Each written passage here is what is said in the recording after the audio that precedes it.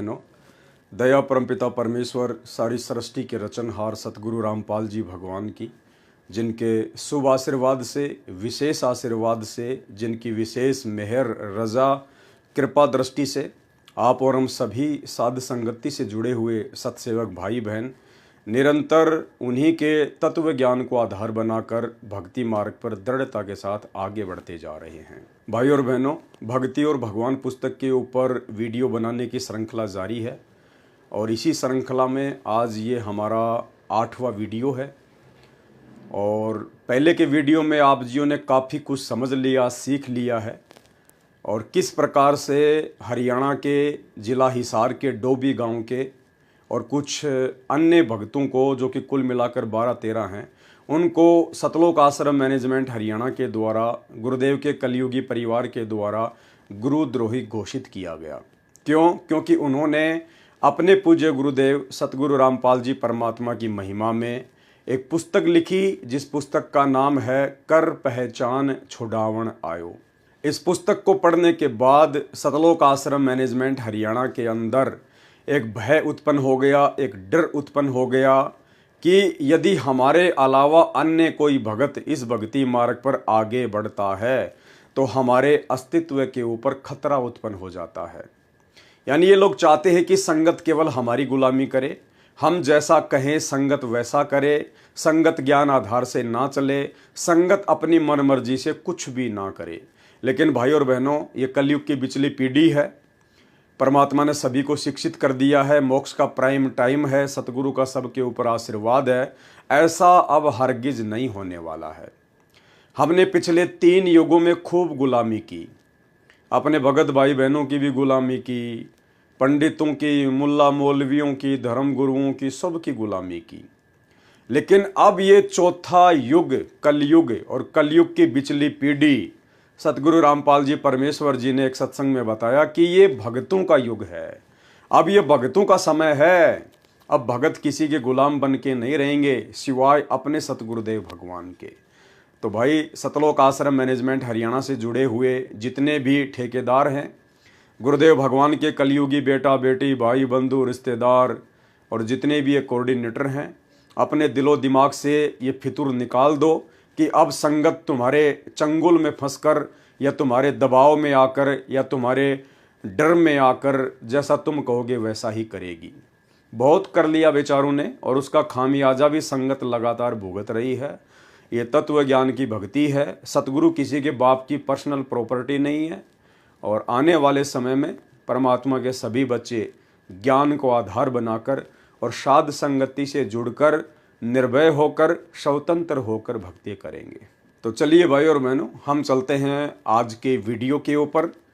और ये वीडियो चल रहा है गुरु महिमा के अंतर्गत लिखी गई एक पुस्तक कर पहचान छुड़ावन आयो। हिसार के डोबी गांव के भक्तों ने मिलकर ये पुस्तक छापी थी, जिसके बाद में उन भक्तों को गुरुद्रोही घोषित कर दिया गया एक पीला पर्चा निकालकर सतलोक आश्रम मैनेजमेंट हरियाणा के द्वारा। इस पुस्तक के ऊपर पहले 2 वीडियो बन चुके हैं। आप जी निर्णय कर सकते हैं कि आखिर क्यों उन भक्तों को गुरुद्रोही घोषित किया गया होगा, केवल अपने अस्तित्व के खतरे को देखते हुए। अन्यथा उन भक्तों ने सतगुरु रामपाल जी परमेश्वर जी की महिमा के अलावा इस पुस्तक में एक भी शब्द नेगेटिव नहीं लिखा है। ये हैं वो भगत जिनको गुरुद्रोही घोषित किया गया है। भगत संदीप दास, भगत ललित दास, भगत पंकज दास, भगत आशीष दास, भगत लखन दास, भगत अमित दास, भगत अजय दास, भगत करण दास, भगत शिवा दास, भगत गौरव दास,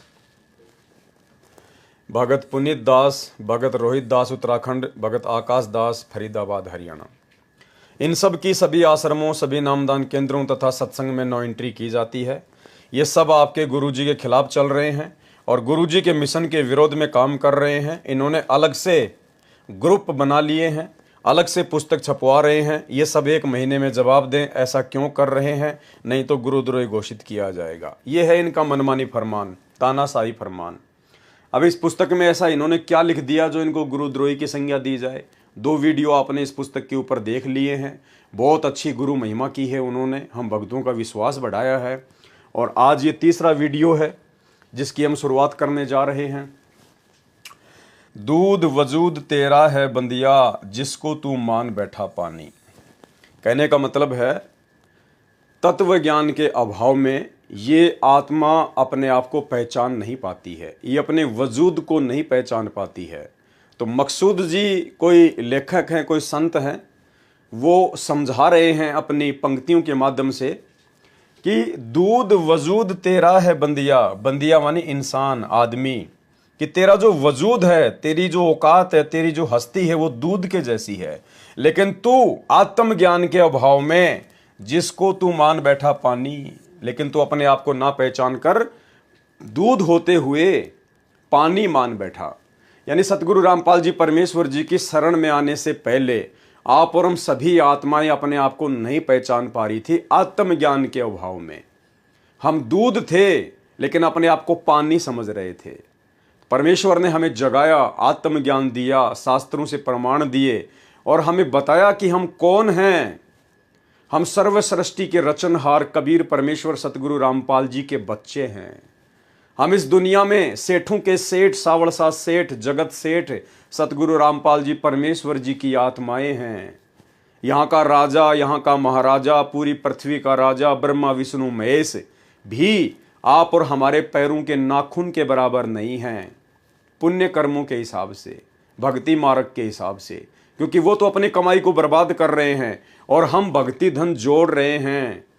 उनका नंबर ना जाने कब आएगा और आज हमारा फाइनल वक्त है मोक्ष के लिए। आपका सौभाग्य बच्चों, आपको उस परम पिता का सच्चा मार्ग मिल रहा है। समर्थ परमात्मा कबीर जी की शरण प्राप्त हुई है, इसलिए दास कह रहा है।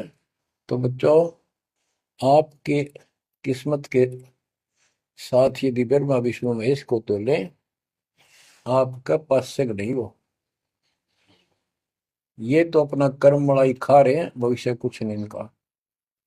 यह बात जिस दिन तुम्हारे समझ में आ जाएगी उस दिन तुम भगत बन गए पक्के। दूध वजूद तेरा है बंदिया, जिसको तू मान बैठा पानी। पूरे गुरु से जाग लगवा ले, जायो तमसी तेरी कढ़ानी। पूरे गुरु से जाग लगवा ले। आप और हमारा सौभाग्य भाई और बहनों कि आज हमें वो पूर्ण सतगुरु स्वयं ही आकर मिले हैं। इन्होंने स्वयं ही हमारी बांह पकड़ी, हमारा हाथ पकड़ा, हमें अपनी शरण में लिया। तो कहते हैं पूरे गुरु से जाग लगवा ले। दूध को गर्म करके जब उसके अंदर जामन लगाया जाता है तो कहते हैं पूरे गुरु से जामन लगवा ले उस दूध के अंदर, तायो जमसी तेरी कढ़ानी। और फिर उस बर्तन में, जिसको कढ़ानी कहा जाता था, जिसके अंदर दूध गर्म करके दही बनाने के लिए जमाया जाता था, सूरत शब्द का साज जचाले। यानी गुरु से नाम दीक्षा लेकर, पूरा ज्ञान लेकर और बिल्कुल तैयारी के साथ में मोक्ष के लिए तैयार हो जा। सुवासों को कर तू मधानी। और सुवासों को क्या कर? मथानी। जैसे दही को मथते हैं, मंथन करते हैं, तो जैसे परमेश्वर ने हमें बताया ना कि श्वास ऊ श्वास से जो जाप करना है सतनाम का, तो कहते हैं श्वासों को कर तू मधानी। उठ मकसूद यो चारा चर ले, कि भाई ये काम कर, सबसे पहले ये क्रिया कर। जद मक्खन आयो जानी, उसके बाद वो दूध से और मक्खन निकलेगा। यानी इस प्रकार से हम लोग मोक्ष प्राप्त करेंगे। सबसे पहले हमें आत्मज्ञान हो, आत्मज्ञान करवाने वाला सतगुरु प्राप्त हो। तो आप और हमें तो प्राप्त हो गया, आप और हमें तो परमात्मा ने इस विधि में लगा दिया है कि कैसे दूध से मक्खन बनेगा। ये बाकी लोगों के लिए है जो लोग अभी संत रामपाल जी के ज्ञान से अपरिचित हैं, जो उनके सत्संग नहीं सुन पा रहे, उनके लिए। और यदि समय पर दूध में जाग नहीं लगाया जाता तो वह दूध खराब हो जाता है, फिर उसमें से घी नहीं निकल सकता। इसलिए समय रहते जब वह दूध गर्म हो तभी उसमें जाग लगाया जाता है। ये बात संत मकसूद जी ने मानुष चोले के ऊपर कही है। तुमसे प्रार्थना है कि तुम समय रहते पूरे संत से नाम दीक्षा लेकर अपने जीवन को सफल बना लो, नहीं तो ये जीवन हाथ से छूट जाएगा, फिर तुम कोई भी चारा नहीं कर सकते। किंतु जिसे थोड़ा बहुत ज्ञान भी हो गया और वह किसी लालच के कारण संत रामपाल जी महाराज जी की शरण में भी आ गया और जीव का अभिमान नहीं गया, तो परमात्मा से मिलने वाले पूर्ण लाभ से वंचित रह जाता है। यानी इस पूर्ण सतगुरु से उपदेश प्राप्त करने के बाद भी यदि साधक ने अपने अंदर से वो लोभ, लालच, ईर्ष्या, राग, द्वेष, मान बढ़ाई, अभिमान, यदि इन सब का परित्याग नहीं किया तो भी वो परमात्मा को प्राप्त नहीं कर सकता, अर्थात दूध से मक्खन नहीं बन सकता। एक सत्संग में गुरुदेव भगवान ने हमें बताया कि इस भक्ति मार्ग में आने के बाद में यदि आपने लोभ लालच को नहीं त्यागा, अपने स्वार्थों को नहीं त्यागा, तो आप जी भक्ति मार्ग पर कभी भी सफल नहीं हो सकते। सुनिए ऑडियो।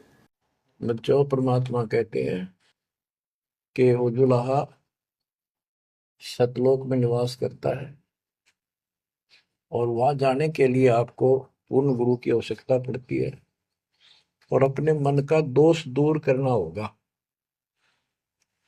जैसे नाम भी ले लिया और खूब सेवा भी करते हो, भक्ति भी करते हो, अच्छी बात है, और मन में वही उठा पटक और दोष द्वेष लालच लोभ भरा है तो के भक्ति करी।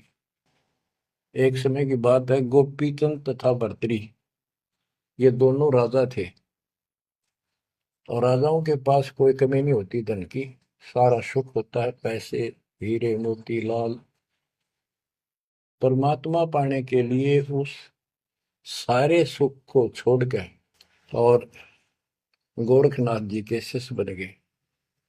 कति त्यागी बैरागी हो गए, तन पर एक लंगोट रखे, हाथ में करमंडल, जैसा उनका वेशभूषा होती है वो रखते। एक दिन गोपीचंद और भर्तरी जा रहे थे रात्रि में, चांद की रोशनी अच्छी थी, किसी ने रास्ते में पान खाकर थूक रखा था और उसका बुलबुला सा बन गया। ये दोनों वहां जा रहे थे तो चांद की रोशनी में वो बुलबुला सा चमका। भर्तरी को लगा कि ये लाल पड़ा है, लाल हीरा। उसने एकदम उस पर हाथ मारा ठाण खातर, उसका हाथ धस गया थूक में। अरे गोपीचंद हंसे। गोपीचंद बोले, नाथ जी क्या मिल गया ऐसा, कैसे बैठ गए चलते चलते। हाथ ने बोला, रहा तारा गजब हुई हो लक्ष्य थूक रखा था, मैंने सोचा लाल है। गोपीचंद बहुत हंसा, बोले जी लाल छूटे नहीं अभी तक।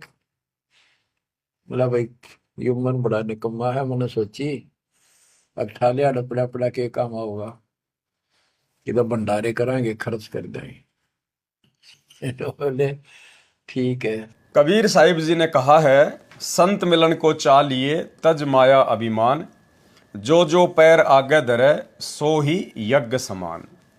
क्योंकि जिसने अभिमान को नहीं त्यागा वह भक्ति को नहीं समझ सकता, क्योंकि भक्ति तो मूल कमल से शुरू होती है और मूल कमल आसन पर सबसे नीचे वाला स्थान है और वहां पर जरा भी अभिमान हो तो नहीं पहुंचा जा सकता। बिल्कुल नन्हा और बिल्कुल हल्का होकर मूल कमल तक पहुंचा जा सकता है।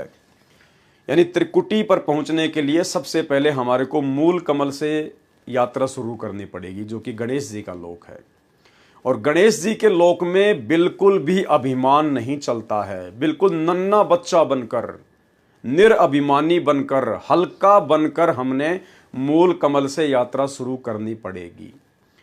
और सतगुरु रामपाल जी भगवान भी अपने सत्संगों में हमें यही समझाते हैं कि अभिमान का और परमात्मा का खड़ा एक्सीडेंट है, खड़ा एक्सीडेंट है। आज हमें गुरुदेव भगवान ने इतना ज्ञान करा दिया, इतना आत्म ज्ञान दे दिया, परमात्म ज्ञान दे दिया, भाई अभिमान के लिए जगह है ही नहीं। परमात्मा कहते कि मर्द गर्द में मिल गए रावण से रणधीर। रावण जैसे, कंस जैसे, दुर्योधन जैसे, चाणोर जैसे, केसी जैसे, यानी उनकी तुलना में आज यदि आप और हमें लिया जाए तो ऊंट के मुंह में जीरे के बराबर भी नहीं है आप और हम। चाहे भारत देश का प्रधानमंत्री क्यों ना हो, चाहे अमेरिका का राष्ट्रपति क्यों ना हो, रावण की, दुर्योधन की, कंस की तुलना में वो भी ऊंट के मुंह में जीरे के बराबर है। चाहे संपत्ति हो, चाहे बल हो, चाहे ताकत हो। फिर आप और हम तो आम प्राणी हैं, आम प्रजा हैं, सुबह कमाते हैं शाम को खाते हैं। आप और हमारी औकात ही क्या उनके आगे। तो गुरुदेव कहते हैं वो ऐसे ऐसे मर्द गर्द में मिल गए, वो भी गर्द में मिल गए, कुत्ते वाली मौत मरे वो भी, जो अपने आप को मर्द कह सकते थे। मर्द गर्द में मिल गए, वो रावण से रणधीर, कंस के सी चानोर से हिरणाकुश बलबीर। ऐसे ऐसे जिन्होंने देवताओं को भी नाच नचा रखा था, कहते हैं उनके भी अंत में कुत्ते वाली मौत हुई। तो फिर आप और हमें तो अपनी औकात का भली भांति आइडिया लग जाना चाहिए कि आप और हमारी औकात ही क्या है। और जरा सा भी अभिमान यदि रहा, जरा सा भी घमंड, लोभ, लालच यदि हमारे अंदर रहा भक्ति मार्ग पर, तो हम तो मूल कमल के अंदर से भी प्रवेश करने योग्य नहीं बन पाएंगे, त्रिकुटी तक तो बहुत दूर की बात है। इसलिए परमात्मा हमें समझा रहे हैं कि आपने किस प्रकार से भक्ति मार्ग पर रहना पड़ेगा, किस प्रकार से अपने आप को बिल्कुल दास भाव में लाना पड़ेगा।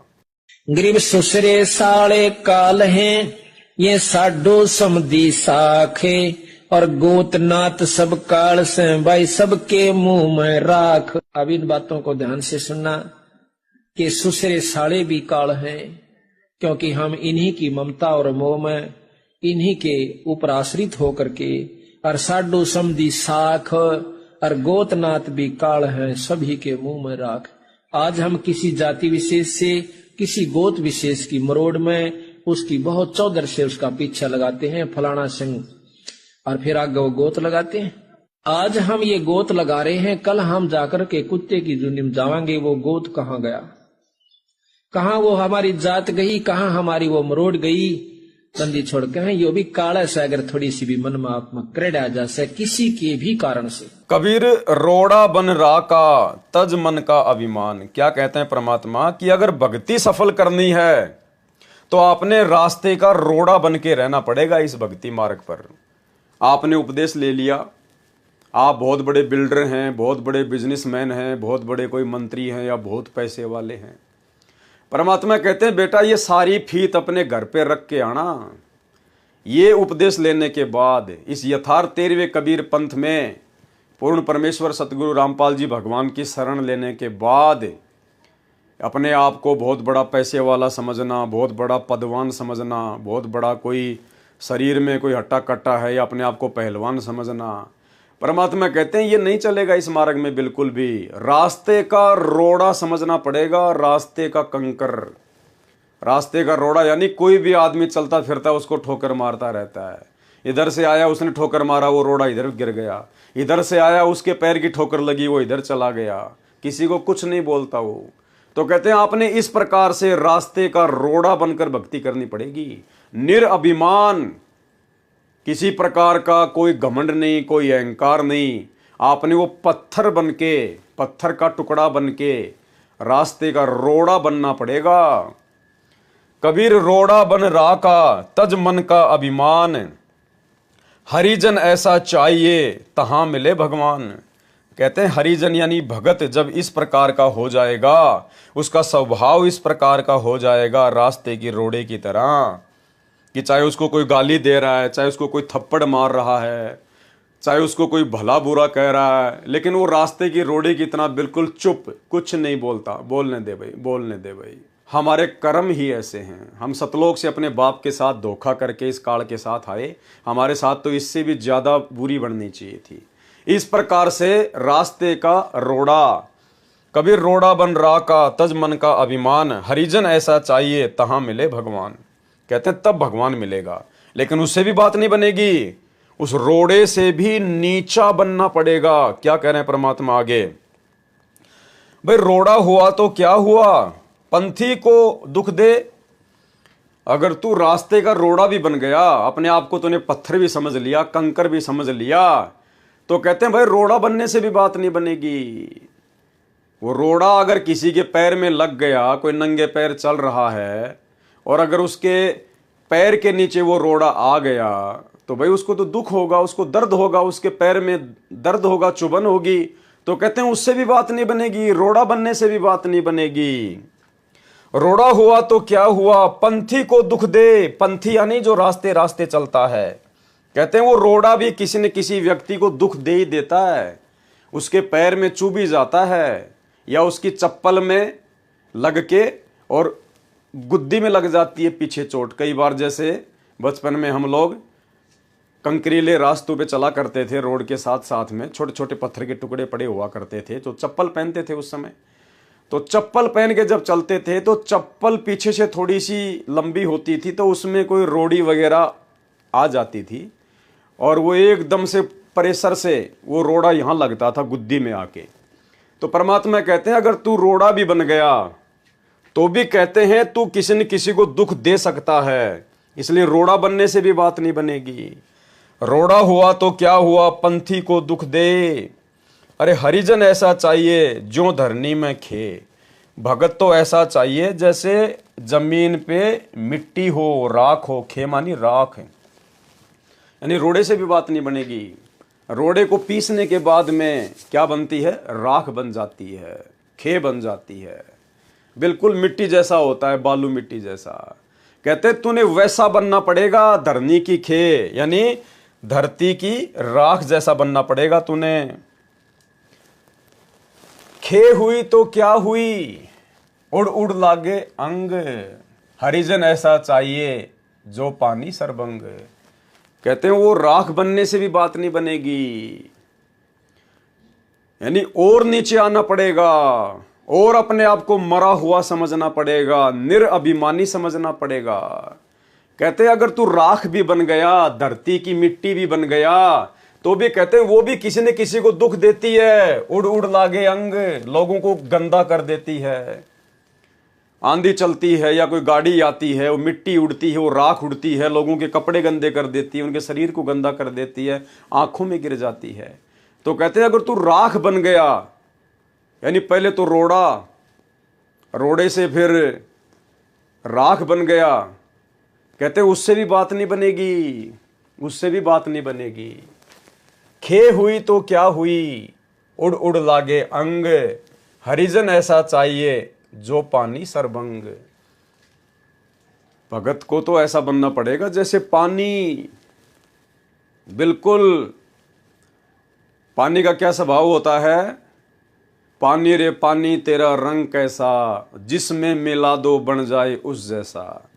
यानी पानी का अपना कोई वजूद नहीं होता है। पानी के अंदर यदि आप लाल कलर डाल दोगे वो लाल हो जाएगा, पानी के अंदर हरा कलर डाल दोगे हरा हो जाएगा, पानी को यदि आप एक गिलास में डाल दोगे तो वो गिलास की जैसी शेप बन जाएगी, अगर उसको एक कटोरे में डालोगे पानी को तो कटोरे जैसी शेप बन जाएगी। यानी वो सभी के अनुकूल होता है। तो कहते हैं वो पानी बनने से भी बात नहीं बनेगी। अगर तू इतना नीचे आ गया भक्ति मार्ग में, अपने आप को बिल्कुल मरा हुआ समझ लिया पानी की तरह, तो कहते हैं पानी बनने से भी बात नहीं बनेगी। अरे पानी हुआ तो क्या हुआ, सीड़ा ताता होए। यानी पानी का भी एक स्वभाव होता है, पानी ठंडा भी होता है और पानी गर्म भी होता है। सीड़ा ताता, सीड़ा बोलते हैं ठंडा, ताता बोलते हैं गर्म। ये राजस्थान और हरियाणा की भाषा, सीड़ा ताता। कहते हैं पानी भी गर्म और ठंडा होता है। गर्मा गर्म पानी भी लोगों को नुकसान दे देता है और ठंडा ज्यादा हो तो भी नुकसान दे देता है। कहते हैं पानी बनने से भी बात नहीं बनेगी। पानी हुआ तो क्या हुआ, सीड़ा ताता होए। अरे हरिजन ऐसा चाहिए जैसा हर ही होए। हरिजन यानी भगवान का भगत, सतगुरु का भगत तो ऐसा चाहिए जैसा हर ही होए, जैसा उसका भगवान है, जैसा उसका सतगुरु है, भगत ने तो वैसा ही बनना पड़ेगा। और हमारे गुरुदेव भगवान ने कितने एग्जाम्पल कोड कर दिए।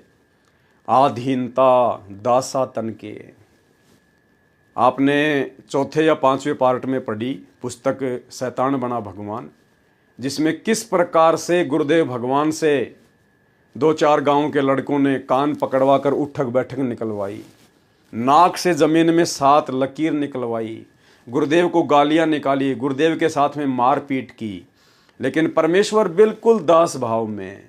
क्यों? क्योंकि वो आप और हमें शिक्षा देना चाहते हैं, आप और हमें एक पाठ पढ़ाना चाहते हैं कि अगर भक्ति मार्ग पर तुम्हें सफल होना है, इस काल के लोक से अगर बाहर निकलना है, तो ये उंगली करके बात करना भी छोड़ना पड़ेगा। हमने बिल्कुल डाउन टू अर्थ अपने गुरुदेव भगवान के जैसा बनना पड़ेगा। गुरु को कीजिए दंडवत, कोटि कोटि प्रणाम, और कीट न जाने भृंग को गुरु कर ले आप समान। जब तक हम अपने पूज्य गुरुदेव भगवान सतगुरु रामपाल जी परमेश्वर जी के जैसे स्वभाव वाले नहीं बनेंगे, शील, संतोष, विवेक, दया, अक्षमा, जब तक इनके जैसे गुण हमारे अंदर प्रकट नहीं होंगे, इस ज्ञान से, भक्ति से हम सतलोक जाने के योग्य नहीं बन पाएंगे, चाहे कितनी भक्ति कर लें हम। हमने अपने गुरुदेव के जीवन को अपने ऊपर धारण करना पड़ेगा, अमल करना पड़ेगा। जब से हम अपने गुरुदेव को जानते हैं, आप लोगों ने कब से उपदेश लिया है? किसी ने 1994 में लिया, किसी ने 2000 में लिया, किसी ने 2005 में, किसी ने 8 में, किसी ने 14 में, किसी में 12 में या 13 में। तो जब से आप अपने गुरुदेव भगवान को जानते हो, तब से भाई आप अपने गुरुजी का जीवन देख लो। क्या हमारे गुरुजी का कोई मित्र है? क्या आपने कभी सुना कि भक्ति मार्ग में आने के बाद हमारे गुरुदेव भगवान ने कोई मित्र बनाया हो, या भक्ति मार्ग में आने से पहले गुरुदेव का कोई मित्र था तो गुरुजी ने उससे मित्रता निभाई हो या वर्तमान में निभा रहे हो? कभी नहीं सुना आपने। तो भक्ति मार्ग में हमने भी इसी प्रकार से रहना पड़ेगा। यदि हमने उपदेश ले लिया, गुरुदेव की शरण प्राप्त हो गई, और हमारे जितने भी यार, दोस्त, मित्र हैं, परमात्मा कहते हैं या तो उनको इस मार्ग पर ले आओ, भक्ति मार्ग पर ले आओ, ज्ञान समझा दो। अगर वो ज्ञान नहीं समझते हैं, भक्ति मार्ग पर नहीं लगते हैं, तो तुरंत उनसे कनेक्शन काट दो, वो यारी, दोस्ती, मित्रता तोड़ दो। अन्यथा वो मित्र एक दिन आपके लिए काल साबित होगा। काल। छोटा सा सत्संग सुनिए। हम किसी के मित्र हैं और उस मित्र को इस मार्ग पर नहीं ला सकते हैं, तो उस मित्र से मित्रता मत रखिए। वो मित्र तेरी जान का झाड़ बन जाएगा और आपको ले डूबेगा। ऐसे बहुत से भक्त हमें मिले, फिर वो आखिर में उन्होंने ये बात स्वीकार करनी पड़ी, या तो मित्र ही भक्त बन गया ना, नहीं, वो मित्रता नहीं रही, औपचारिकता रहेगी, हृदय से मित्रता नहीं रही। अब मित्र तो हमारा एक ही है, कबीर परमात्मा। अगर हम उससे मित्रता करेंगे, तुमेव बंधु च सखा तुमेव, तुमेव माता च पिता तुमेव, तुमेव बंधु च सखा तुमेव, तुमेव विद्या च दृढ़ तुमेव, तुमेव सर्व मम देव देव। तू ही सखा यानी मित्र है, बंधु हमारा भाई बंध, वास्तव में परमात्मा ही हमारे सब नाम। उसके बाद जब हम अपने गुरुदेव भगवान के जीवन को देखते हैं, जब से हम इनको जानते हैं, क्या हमने कभी भी अपने गुरुदेव भगवान को किसी शादी विवाह में, किसी रिश्तेदारी में, किसी फंक्शन में, किसी के जन्मदिन की पार्टी में, किसी खुशी की पार्टी में कभी हमने जाते हुए देखा कि भाई गुरुजी अपने मामा की शादी में गए हों, अपने बुआ की शादी में गए हों, अपने रिश्तेदारों के यहाँ शादी में गए हों गुरुजी? कभी सुना हमने? कभी नहीं सुना। हमने केवल इतना ही सुना और इतना ही देखा कि गुरुजी आज नरेला में सत्संग करने जा रहे हैं, गुरुजी आज पूना में सत्संग करने जा रहे हैं, गुरुजी आज काठमंडी में सत्संग करने जा रहे हैं, गुरुजी आज दिल्ली जा रहे हैं सत्संग करने, या गुरुजी करोथा आश्रम में बैठ के सत्संग कर रहे हैं। हमने गुरुदेव को किसी भी रिश्तेदारी में जाते हुए नहीं देखा। कोई भी शादी विवाह, बर्थडे, मैरिज पार्टी, कोई भी फंक्शन किसी भी प्रकार का जो समाज में होता है, यारी दोस्ती रिश्तेदारी में होता है, हमने अपने गुरुदेव को कभी भी जाते हुए नहीं देखा। तो भाई हमने भी अपने गुरुदेव के अनुसार ही चलना पड़ेगा अगर भक्ति में सफल होना है तो। क्योंकि वाणी क्या कह रही है? हरिजन ऐसा चाहिए जैसा हर ही होए। हर यानी परमात्मा, सतगुरु। जैसा आपका गुरु है वैसा ही आपने बनना पड़ेगा। तो भाई हम क्यों जा रहे हैं?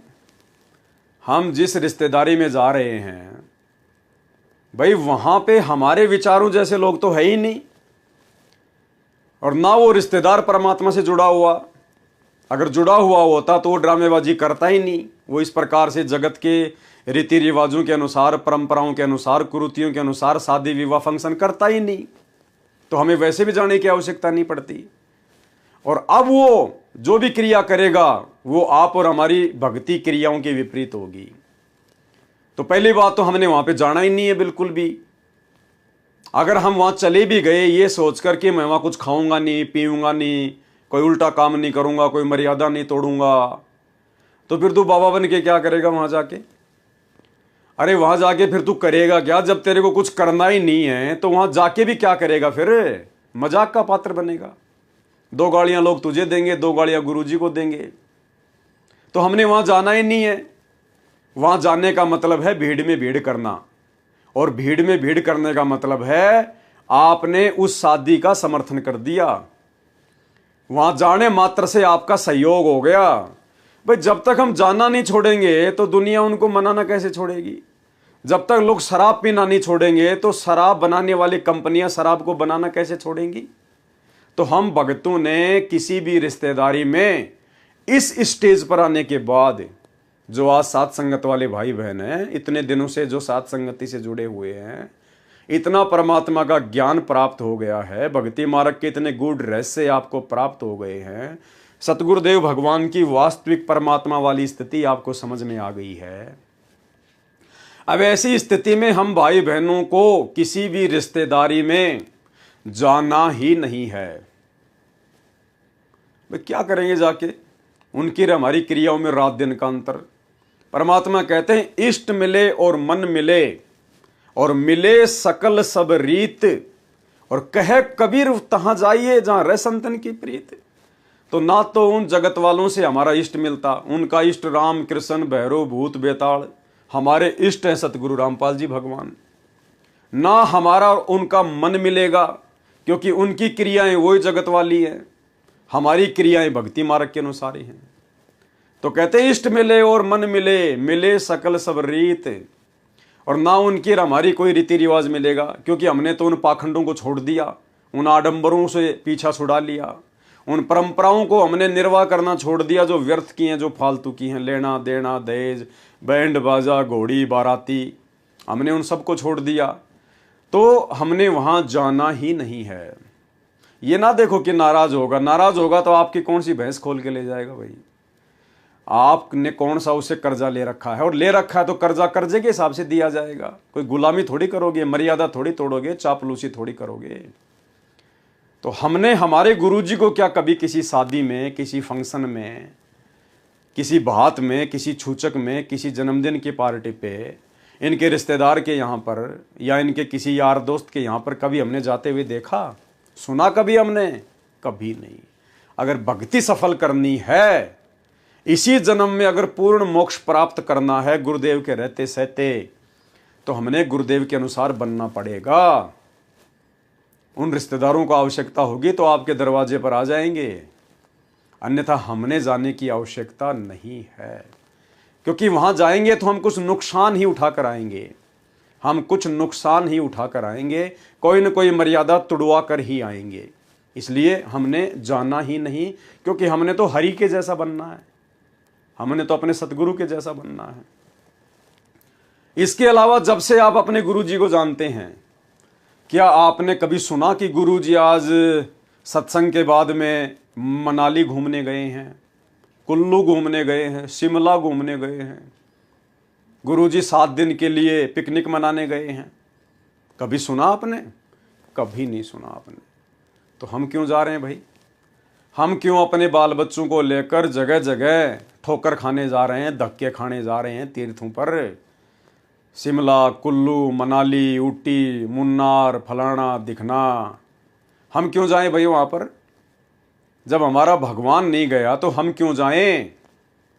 अगर हम वहाँ जाएंगे तो मर्यादा तुड़वा कर आएंगे, हमारे भाव बिगड़ेंगे, भक्ति बिगड़ेगी।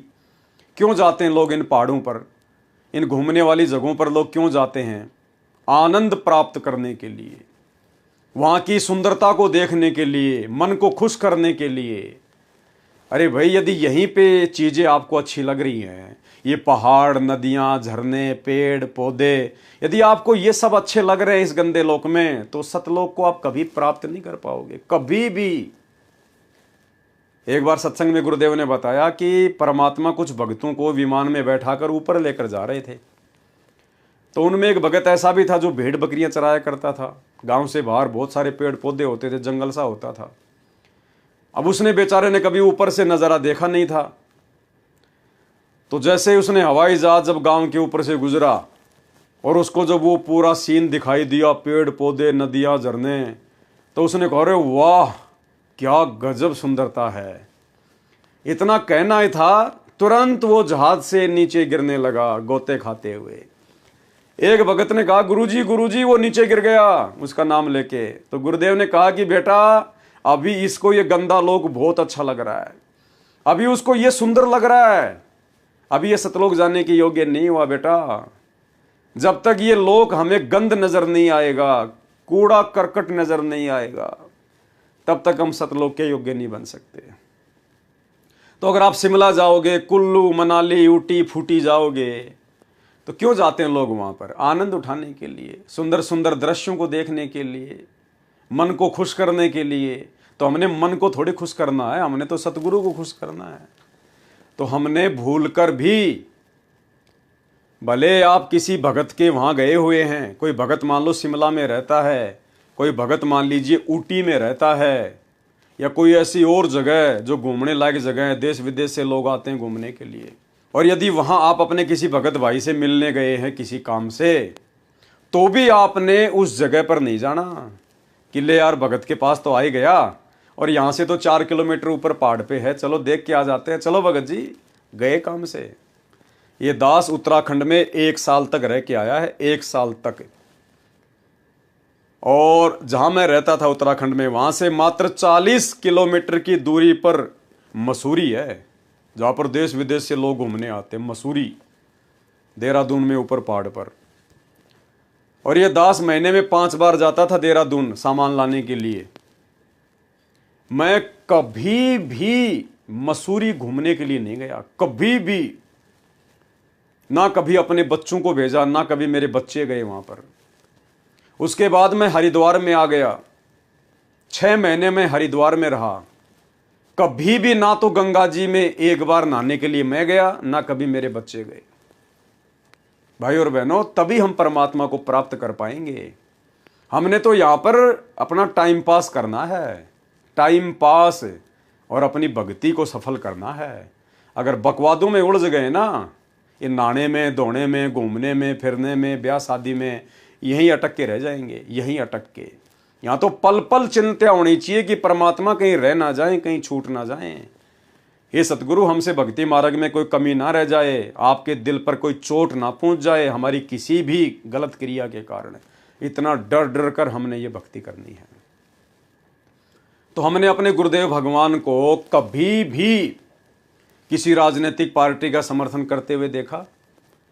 क्या किसी राजनेता को आश्रम में आकर गुरुदेव से आशीर्वाद लेते हुए देखा?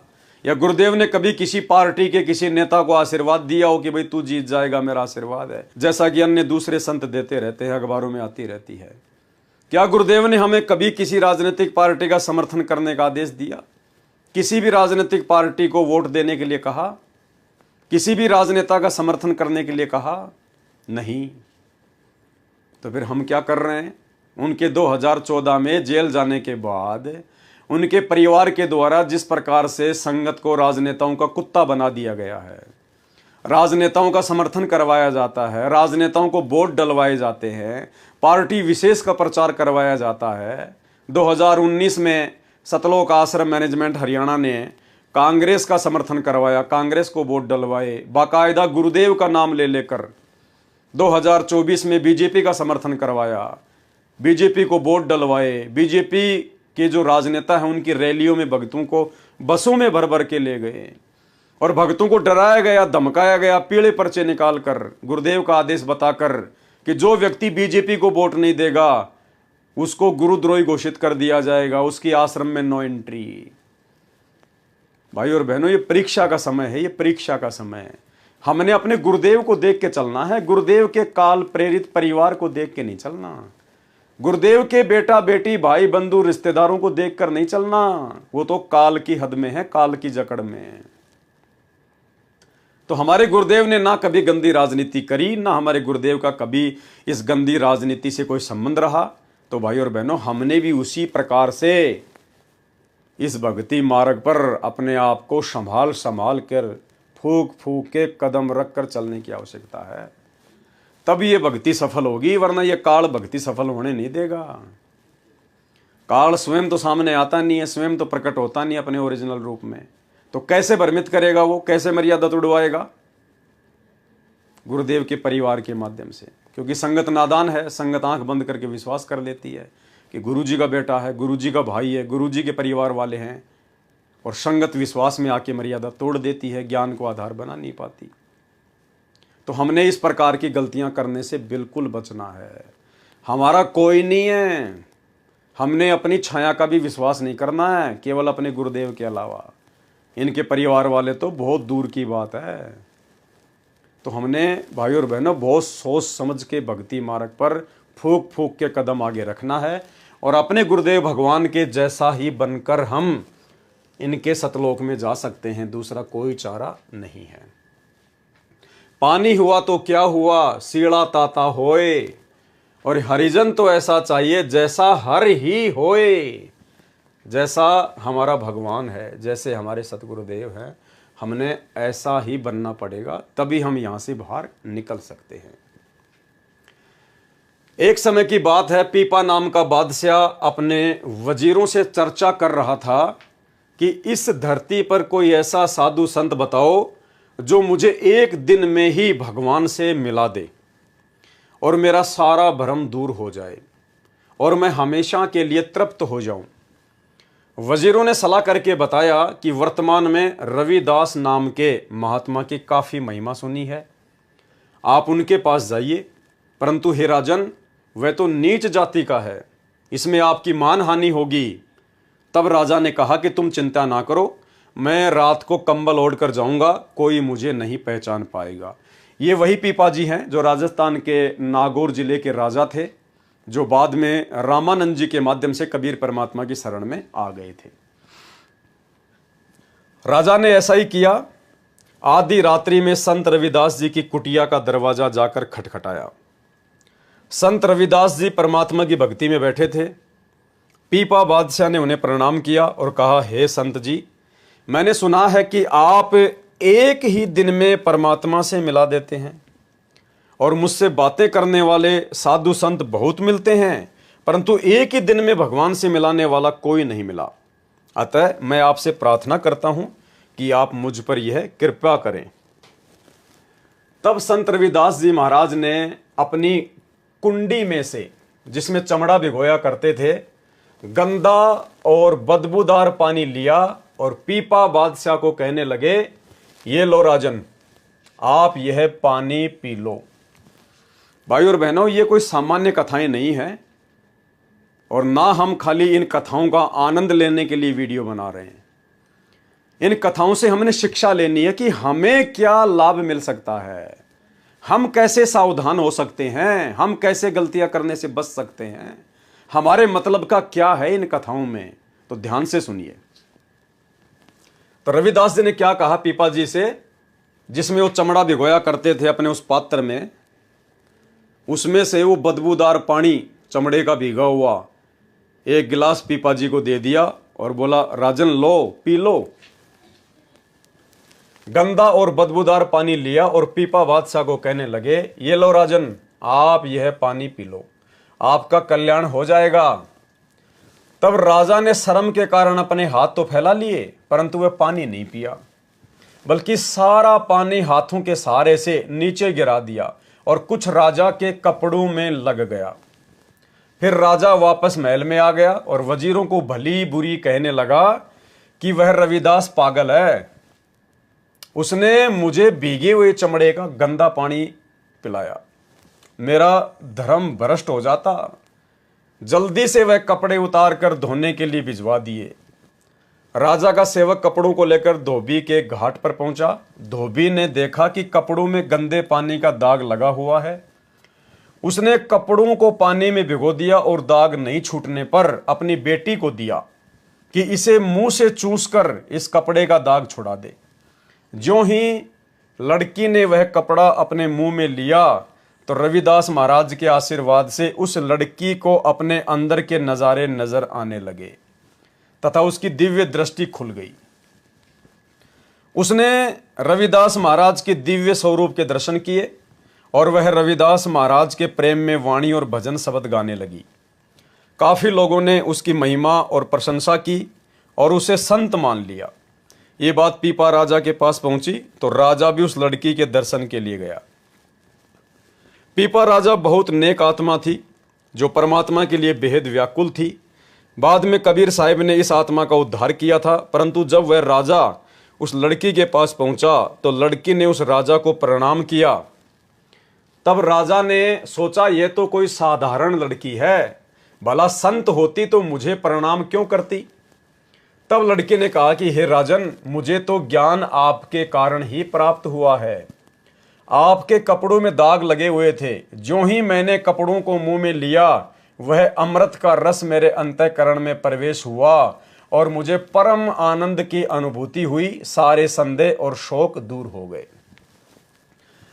यह सुनकर राजा को अपनी गलती का एहसास हुआ और जल्दी से दौड़ता हुआ रविदास महाराज के पास पहुंचा और कहा, हे महाराज, मुझसे गलती हो गई, मुझे वह आपका अमृत दोबारा पिला दो। तब रविदास महाराज ने उत्तर दिया, क्या कहा?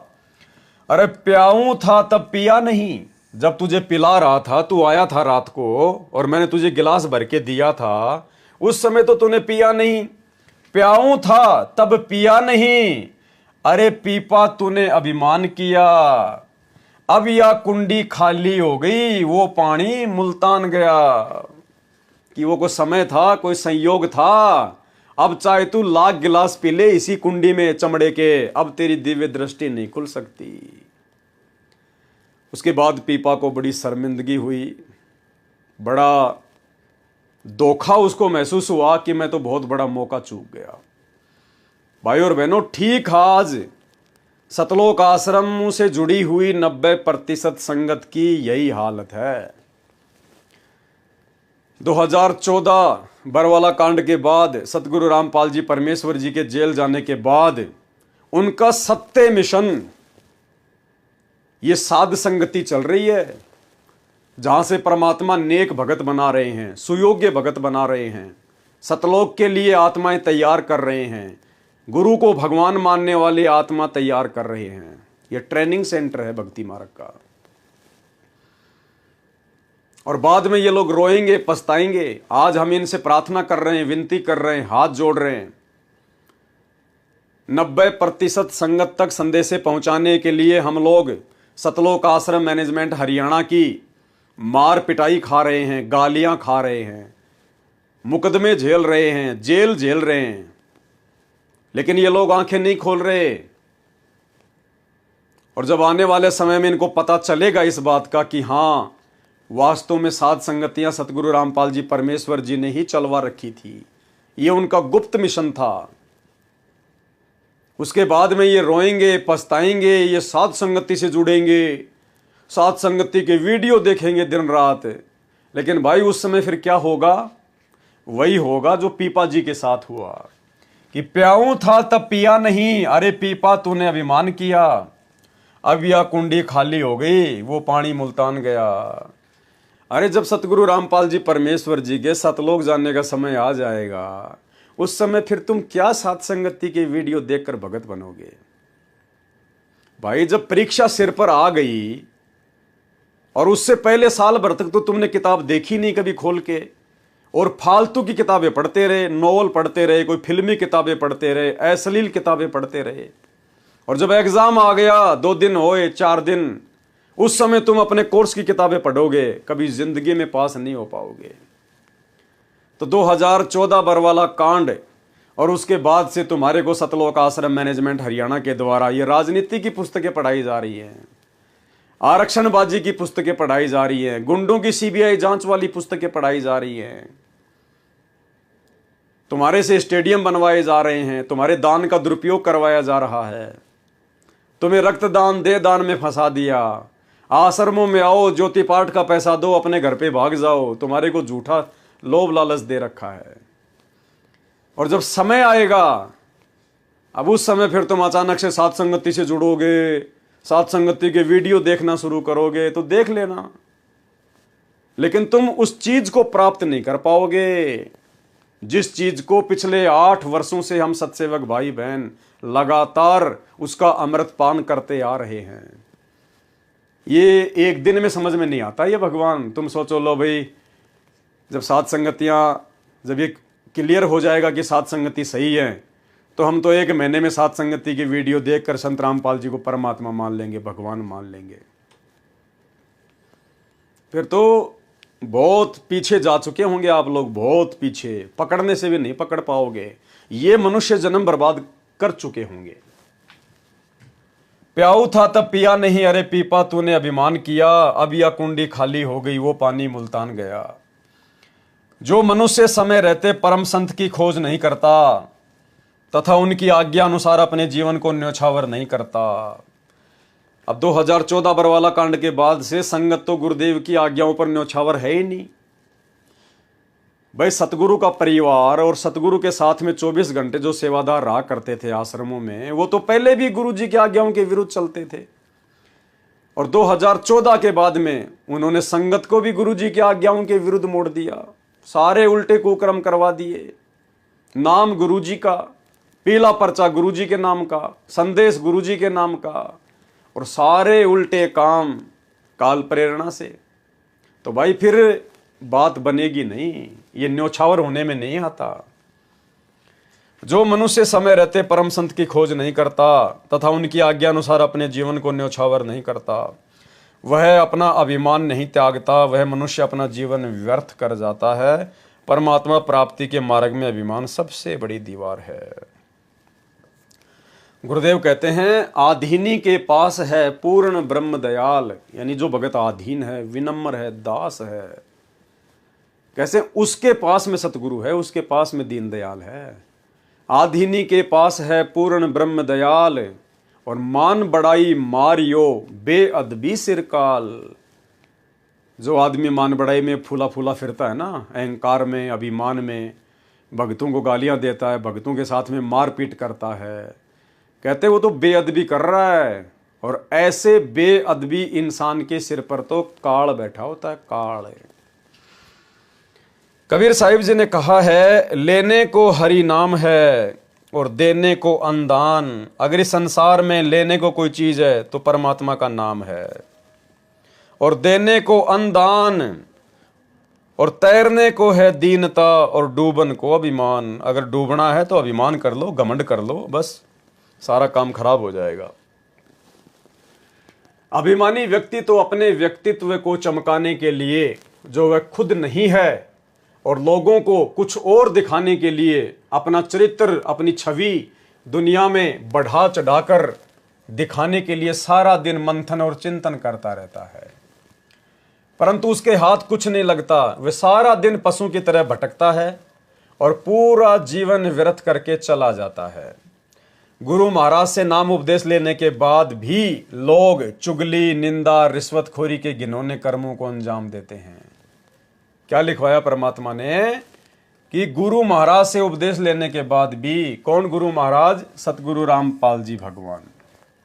इनसे उपदेश लेने के बाद भी लोग चुगली, निंदा, रिश्वतखोरी के घिनौने कर्मों में अंजाम देते हैं। बंदी छोड़ सतगुरु रामपाल जी भगवान ने ऐसा अमृत ज्ञान दिया है, इसके बावजूद भी लोग छुपकर गंदे कर्मों में लिप्त होते हैं। अरे छुप के करना तो चलो दूसरी बात है, यहां तो सरेआम सीना चौड़ा करके राजनीति कर रहे हैं, गुंडों की सीबीआई जांच करवा रहे हैं, भक्तों के दान का पैसा सामाजिक संगठनों को दे रहे हैं, जाट आरक्षणों में भक्तों को बैठा दिया, भक्तों का पैसा चंदे के रूप में दे दिया। यहां तो सरेआम उल्टे काम हो रहे हैं, छुप के तो ना जाने क्या क्या करते होंगे ये लोग। वह परलोक में तो क्या, इस लोक में भी सुखी नहीं हो सकते। जो व्यक्ति इस आध्यात्मिक ज्ञान को पकड़कर अच्छे से सेवा नहीं करता और अच्छे चरित्र का पालन नहीं करता, वह परमात्मा का अपराधी है। उसने परमात्मा के ज्ञान का मजाक बनाया है, उसे बख्शा नहीं जाएगा। गुरु महाराज के पीठ पीछे से कुछ लोग और कुछ मुख्य सेवक के तौर पर कार्य करते हैं, उनमें भी काफी घिनौने दोष देखे गए हैं। तुम उस भगवान से नहीं छुप सकते। तुम्हें तो बंदी छोड़ सतगुरु रामपाल जी भगवान ने अपना सेवक चुना है, मौका दिया था तुम लोगों को परमात्मा ने, तुम्हें तो दास बन के और मोह त्याग कर अपना और पराया का भेद त्याग करके तन मन धन से सेवा करनी चाहिए थी। अपने भाग्य को सराहो जो तुम्हें इतनी नेक सेवा मिली। तुम परमात्मा के सेवक हो, तुम्हें तराजू को बराबर तोलना चाहिए। किसी भी भगत में कोई भेदभाव नहीं करना चाहिए, पक्षपात नहीं करना चाहिए।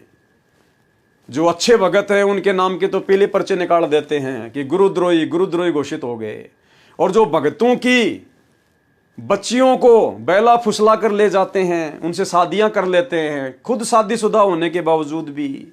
एक दिल्ली का कोऑर्डिनेटर था, खुद शादीशुदा, और एक भगत की जवान लड़की को ले गया, उसके साथ रमैनी कर ली। नामदान सेंटरों पर दूसरे की माता बहनों के साथ में कुकर्म किए जा रहे हैं। दुनिया भर के कुकर्म, इनकी ऑडियो वायरल होती है। सोनीपत के नामदान सेंटर रणवीर दास की एक ऑडियो वायरल हुई जिसमें वो अपनी गुरु बहन से अश्लील बातें कर रहा है। उसके बाद उसकी नो एंट्री कर दी गई थी, फिर वापस उसको एंट्री ले ली, वापस उसको नामदान सेंटर दे दिया गया। तो भाई और बहनों, इस मार्ग में भेदभाव नहीं चलता, पक्षपात नहीं चलता बिल्कुल भी। ये परमात्मा का मार्ग है। ये रिहर्सल चल रही है आप और हमारी। आने वाले समय में परमात्मा किसको क्या सेवा देंगे, कौन कितना योग्य है, वो हिसार की छोटी जेल में बैठ के आप और हमारी परख कर रहा है, पछोड़ मार रहा है परमात्मा। हमारे अंदर भक्ति के कितने लक्षण हैं, हम भगत बने या नहीं बने, कितनी कमियां हैं, वो देख रहा है, हमारी परीक्षा ले रहा है। ये परीक्षा का समय है। तो क्या कह रहे हैं भगत जी? गुरु महाराज के पीठ पीछे से कुछ लोग और कुछ मुख्य सेवक के तौर पर कार्य करते हैं, उनमें भी काफी घिनौने दोष देखे गए हैं। अब ये बात जो लिखी गई है यहां पर भाई और बहनों, ये भगत जी कोई अपने मन से नहीं लिख रहे हैं, ये बिल्कुल सत्य है। इनसे परमात्मा ही लिखवा रहे हैं प्रेरणा करके, क्योंकि खुद सतगुरु रामपाल जी परमेश्वर जी ने इस पुस्तक का समर्थन किया है, इन शब्दों का समर्थन किया है। वर्तमान में हिसार जेल से जो विशेष संदेश आ रहे हैं, उनमें गुरुदेव भगवान ने एक ऑडियो में साफ साफ कहा है कि ऐसे बहुत सारे लोग हैं जिनको सारनाम भी प्राप्त है, और जो आश्रमों में हमारे साथ में भी रहते हैं, हमारे पास में रहते हैं, यानी गुरुजी के साथ में रहते हैं, गुरुजी के पास में रहते हैं, और दूसरों की नजरों में बहुत अच्छे भगत। और गुरुदेव कह रहे हैं कि लास्ट में चलकर जब उनके वो कर्म हमारे सामने आते हैं, इतने गंदे, इतने बिगड़े हुए, इतने दिद्दे, तो गुरुदेव कहते हैं हमें भी सोचने पर मजबूर होना पड़ता है। यानी भाई और बहनों, ये जो बातें परमात्मा ने इस ऑडियो में कही है, जो अभी आप सुनने जा रहे हैं, कि कुछ लोग हमारे साथ में भी रहते हैं, 24 घंटे सेवा भी करते हैं, उनको सारनाम भी मिला हुआ है, और बहुत अच्छे भगत दिखाई देते हैं, और अंत में उनके कर्म इतने बिगड़े हुए होते हैं कि हम भी सोचने पर मजबूर हो जाते हैं। यानी परमात्मा स्पष्ट तौर पर अपने परिवार के विषय में और मैनेजमेंट के विषय में ना कहकर इन हिसार जेल से आने वाली ऑडियो में समझदार आत्माओं के लिए संकेत कर रहे हैं खुल के, कि भाई इन्हीं लोगों से दुखी होकर मैं जेल में आके बैठा हूं, और जब तक ये गंदगी साफ नहीं होलेगी, और गंदगी साफ कैसे होगी भाई और बहनों? अगर सतगुरु ने अगर अपनी समर्थता से अगर ये गंदगी साफ करनी होती तो आश्रम में कर देते, बरवाला कांड होने की नौबत ही नहीं आती। लेकिन परमात्मा का काल के साथ एग्रीमेंट है, और परमात्मा कभी भी बुरा नहीं बनता। राम किसी को मारे नहीं, मारे तो हत्यारा राम, अपने आप ही मर जाएंगे कर कर खोटे काम। तो बहुत सारे खोटे काम तो इन्होंने बरवाला कांड से पहले किए आश्रम में, जिनका जिक्र गुरुदेव ने अपने बयानों में कर रखा है। बयानों की कॉपी ये लोग संगत को दे नहीं रहे। आज 10 साल हो गई, सतगुरु रामपाल जी के बयानों की एक भी कॉपी इन्होंने संगत में वायरल नहीं की, क्योंकि सतगुरु रामपाल जी ने अपने बयान अपने परिवार के खिलाफ, इस मैनेजमेंट के खिलाफ दे रखे हैं। और उसके बाद तो इन्होंने क्या क्या कुकर्म कर दिए 2014 के बाद, ये आप और हमारी आंखों के सामने है। तो इन्होंने इतने कर्म बिगाड़ लिए हैं भाई और बहनों अपने, कि आने वाले समय में परमात्मा को आवश्यकता नहीं पड़ेगी इनको साइड में करने की। ये अपने कर्मों के चलते खुद ही साइड में हो जाएंगे, खुद ही। तो वो ऑडियो सुनिए आप, जो हिसार जेल से आई है, उसमें परमात्मा ने किस प्रकार से हम जिन लोगों को अपनी अज्ञानता और नादानी के चलते गुरु जी का बेटा बेटी भाई बंधु समझ रहे हैं, बहुत अच्छे भगत समझ रहे हैं, ये तो सार नाम प्राप्त है, तो सार शब्द मिल गया, और हम उनके पीछे लट्टू बन के घूमते हैं कि बस इस भगत के पैर पकड़ लो, इस भगत की गुलामी कर लो, मैं तो वैसे सतलोक चला जाऊंगा। तो उन लोगों के विषय में गुरुदेव क्या कह रहे हैं सुन लीजिए। फिर वो बताते हैं, गरीब कोट वर्ष करे साधों की, पत्थर का जल में क्या भीजे, चंदन बन में रंग लागे, एक बांस बिठन भी ना सीधे। परमात्मा गरीबदास जी कितना प्यारी व्याख्या करते हैं कि कोटि वर्ष करे संगत संतों की, सतगुरु की, पत्थर का जल में के भीजे। पत्थर को पानी में डाल दो कितने में, और 100 वर्ष के बाद निकाल लो, उसका कभी असर नहीं। उसको एक दूसरे एक साथ बिठा दो, जब आगे निकलेंगी चिंगारी पाटेगी, जबकि पानी से तो सब नरम हो जाते हैं। इसी प्रकार बताया है कि जो निकम्मी आत्मा है, पत्थर हो चुके हैं काल के बकवाद कर करके, वो सत्संग में कितने दिन रहो, उनका कभी असर नहीं हो, उन बकवाद करनी ही करनी। अब जैसे कई भक्त हैं, दिखे ऐसे हैं जैसे बहुत बड़े भगत है, बहुत निकट रहते हैं हमारे, और अंत में उनके कर्म इसे गद्दे पावे, हम सोच भी नहीं सकते। तो ये गलतियां हैं, इनको सुधारना पड़ेगा अपने। भाई और बात तेरे काम न आवे, संतों शरण लाग रे, मुके सोवग पलत में बंदे, जाग जाग नर जाग रे, जाग जाग नर जाग। गुरु महाराज के पीठ पीछे से कुछ लोग और कुछ मुख्य सेवक के तौर पर कार्य करते हैं, उनमें भी काफी घिनौने दोष देखे गए हैं। तुम उस भगवान से नहीं छुपा सकते, तुम्हें तो बंदी छोड़ सतगुरु रामपाल जी भगवान ने अपना विशेष सेवक चुना है, तुम्हें तो दास बन करके और मोह त्याग कर, अपना और पराया का भेद त्याग करके तन मन धन से सेवा करनी चाहिए थी। अपने भाग्य को सराहो जो तुम्हें इतनी नेक सेवा मिली, तुम परमात्मा के सेवक हो, तुम्हें तराजू को बराबर तोलना चाहिए। लेकिन बिल्कुल इसके विपरीत किया उनके परिवार वालों ने। अरब देश की बात है, हजरत मोहम्मद साहब के बाद एक उनके सेवक थे और उन्हीं की सल्तनत थी। 22 लाख मरब्बा मील पर हुकूमत किया करते थे, यानी इतना लंबा चौड़ा उनका क्षेत्र था। तथा आधीनी इतनी थी कि घर घर जाकर पूछ कर आया करते थे कि कहीं कोई भूखा तो नहीं रहा। यानी दास कैसे होते हैं, भगत कैसे होते हैं। मुसलमान धर्म के प्रवर्तक हजरत मोहम्मद जी के शरीर छोड़ने के बाद उनके एक सेवक का यहां पर उदाहरण दिया गया है, जिसका 22 लाख मील इतना लंबा चौड़ा जिसका क्षेत्रफल था। इतना मतलब वो राज करता था, उसका क्षेत्र था इतना, जैसे चक्रवर्ती होता है राजा। उसके बावजूद भी उसने अपने आप को दास समझा, अपने पैगंबर का, अपने अल्लाह का, अपने रसूल का नौकर समझा। और किस आधीनी से, किस दास भाव से उसने अपना राज्य किया, सेवा की। ये एग्जाम्पल दिया जा रहा है। फिर हमें तो आज पूर्ण परमात्मा की शरण प्राप्त है, सतगुरु रामपाल जी परमेश्वर जी की शरण प्राप्त है, जो कि नबियों के नबी हैं, रसूलों के रसूल हैं, अल्लाहों के अल्लाह हैं। और यदि आज हमें कोई सेवा उन्होंने बख्शी है, कोई मौका दिया है, तो हमने किस प्रकार से निष्पक्ष होकर कुर्बान हो जाना है, ये उदाहरण दे रहे हैं। उदाहरण यानी ऐसे सेवक बनेंगे तब परमात्मा आशीर्वाद की दया बख्शते हैं। किसी को किसी चीज का कोई अभाव तो नहीं है। यहां तक भी सुनने में आया कि इस नगरी में एक बुजुर्ग बीमार बुढ़िया रहा करती थी, जिसकी सेवा करने वाला कोई नहीं था, उसका टट्टी तक उठाया करते थे। वो राजा खुद अपने हाथों से एक बीमार बुढ़िया उसका लैट्रिन उठाया करते थे, उसका टट्टी उठाया करता था। तथा एक बार उसी के बेटे ने शराब के नशे की हालत में किसी बहन या बेटी से बदसलूकी कर दी।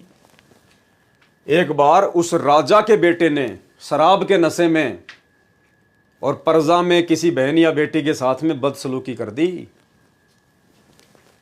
और वह बहन उस बादशाह के पास आई और कहने लगी कि सुना है आप तो बड़े न्यायकारी हैं, हजरत मोहम्मद साहब के पद चिन्हों पर चलते हैं, क्या आप मेरा भी न्याय करेंगे? बादशाह ने कहा, हुक्म करो, आपके साथ क्या अन्याय हुआ है? उस बहन ने कहा, आपके बेटे ने मेरे साथ बदसलूकी की है, कृपया करके मुझे भी न्याय दिलाइए। तब बादशाह ने सिपाही भेजे और अपने बेटे को बुलवाया। थोड़ी देर बाद सिपाहियों ने उसके बेटे को हाजिर कर दिया। तब बादशाह ने बेटे से पूछा, बेटा क्या यह औरत सही कह रही है कि तुमने इसके साथ बदसलूकी की है? तब बेटे ने स्वीकार कर लिया कि हाँ पिताजी, ये गुनाह मेरे से नशे की हालत में हो गया। बादशाह ने सिपाहियों को आदेश दिया कि कानून के अनुसार इसको 100 कोड़े मारे जाएं। वह कोड़े इतने खतरनाक होते थे कि 2 कोड़े यदि घोड़े को भी पड़ जाएं तो घोड़े की भी हालत खराब कर दें। सिपाहियों ने लड़के को चौक में बांध लिया और कोड़े मारने लगे। अभी 10 ही कोड़े लगे थे कि वह दर्द सहन नहीं कर पाया और उसकी मृत्यु हो गई। सिपाहियों ने जाकर बादशाह को खबर दी, आपके बेटे की मृत्यु हो गई, उसने 10 ही कोड़े खाए हैं। तब बादशाह ने आदेश दिया कि जो और 90 कोड़े उसकी लाश पर मारे जाएं, कि 90 कोड़े उसकी लाश पे मारो, मैंने 100 का आदेश दिया है। जब 90 कोड़े उसे लाश पर मार दिए गए, यानी पूरे 100 कोड़े हो गए, तब बादशाह आया और अपने बेटे को सीने से लगाकर रोने लगा। तब लोगों ने कहा, आपका अजीब न्याय है महाराज, जब तक इसके कोड़े लग रहे थे तब तो आप बोले नहीं, और अब जब इसकी मृत्यु हो गई तब आप विलाप कर रहे हैं। तब बादशाह ने कहा कि जब इसके कोड़े पड़ रहे थे तब ये गुनहगार था, दोषी था ये, और अब इसने उस गुनाह के बदले में सजा पाई है, तो अब मेरा अधिकार है कि मैं अपने बेटे को गले से लगाऊं। जरा सोचो वे कैसे लोग थे, कैसे सेवक थे जिन्होंने अपने नबी से इतना भय था, जबकि उनका नबी तो शरीर छोड़ के जा चुका था। और आज वर्तमान में सतगुरु रामपाल जी भगवान धरती पर प्रकट हैं, उसके बावजूद भी सतलोक आश्रम मैनेजमेंट हरियाणा को, गुरुदेव के बेटा बेटी भाई बंधु रिश्तेदारों को इनका जर्रा सा भी खौफ नहीं है, जर्रा सा भी डर नहीं है, जर्रा सा भी। सारे उल्टे कर्म। जरा सोचो वे कैसे लोग थे, कैसे सेवक थे जिन्होंने अपने नबी से इतना भय था कि कहीं मुझे मेरा नबी और मेरा अल्लाह नाराज ना हो जाए। उन्होंने सच्चे दिल से सेवा निभाई और कोई गुरूर गुमान और जाति का अभिमान नहीं था। भाई और बहनों, वर्तमान में परमात्मा धरती पर है, अल्लाह धरती पर है संत रामपाल जी की शक्ल में। और ये 7, 8, 9 सितंबर 2024 को इन सभी सतलोक आश्रमों में सतगुरु रामपाल जी परमेश्वर जी को मानुष समझकर उनका जन्मदिन मनाया गया, अवतरण दिवस के नाम पर। और उत्तर प्रदेश के शामली आश्रम में एक भगत अपनी पत्नी से मिलने गया था, उसको समझाने के लिए गया था, जिनकी रमैनी 2019 में पहले तो चंडीगढ़ हाईकोर्ट में हुई, उसके बाद आश्रम में आकर उन्होंने रमैनी की, जैसा आश्रम वालों ने कहा। उसने अपनी पत्नी को पढ़ाया लिखाया, दोनों भगत। उसके बाद वो डॉक्टर बन गई, और डॉक्टर बनने के बाद में उसने अपने पति को तलाक दे दिया कि मैं अब तेरे साथ में नहीं रहना चाहती, क्योंकि आश्रम में उसका किसी दूसरे भगत के साथ में चक्कर हो गया। उसने किसी दूसरे भगत को पसंद कर लिया, और जिसने पढ़ा लिखा के डॉक्टर बनाया उस भगत को छोड़ दिया, उससे अलग हो गई। कोर्ट में उनका मुकदमा चल रहा है। तो वो भगत बेचारा जो हरियाणा के फतेहाबाद का था, वो शामली आश्रम में गया कि भाई चलो गुरुजी का भंडारा है और उसको समझाएंगे, अगर समझ जाएगी तो भगत है। वो आ गया वहां पर, वो समझाने लगा उसको।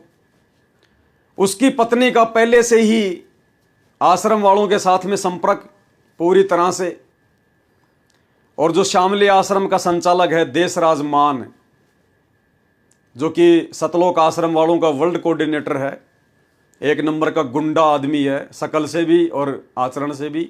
वही देशराज मान जो 2016 में अपने कुछ गुंडे हरियाणा और दिल्ली से सारनामी लोग 2 गाड़ियां भर के और मुझे जानवर की तरह पीट के गया था, वही देशराज मान सतगुरु रामपाल जी परमेश्वर जी का बुआ का लड़का। उस लड़की ने जाकर शिकायत कर दी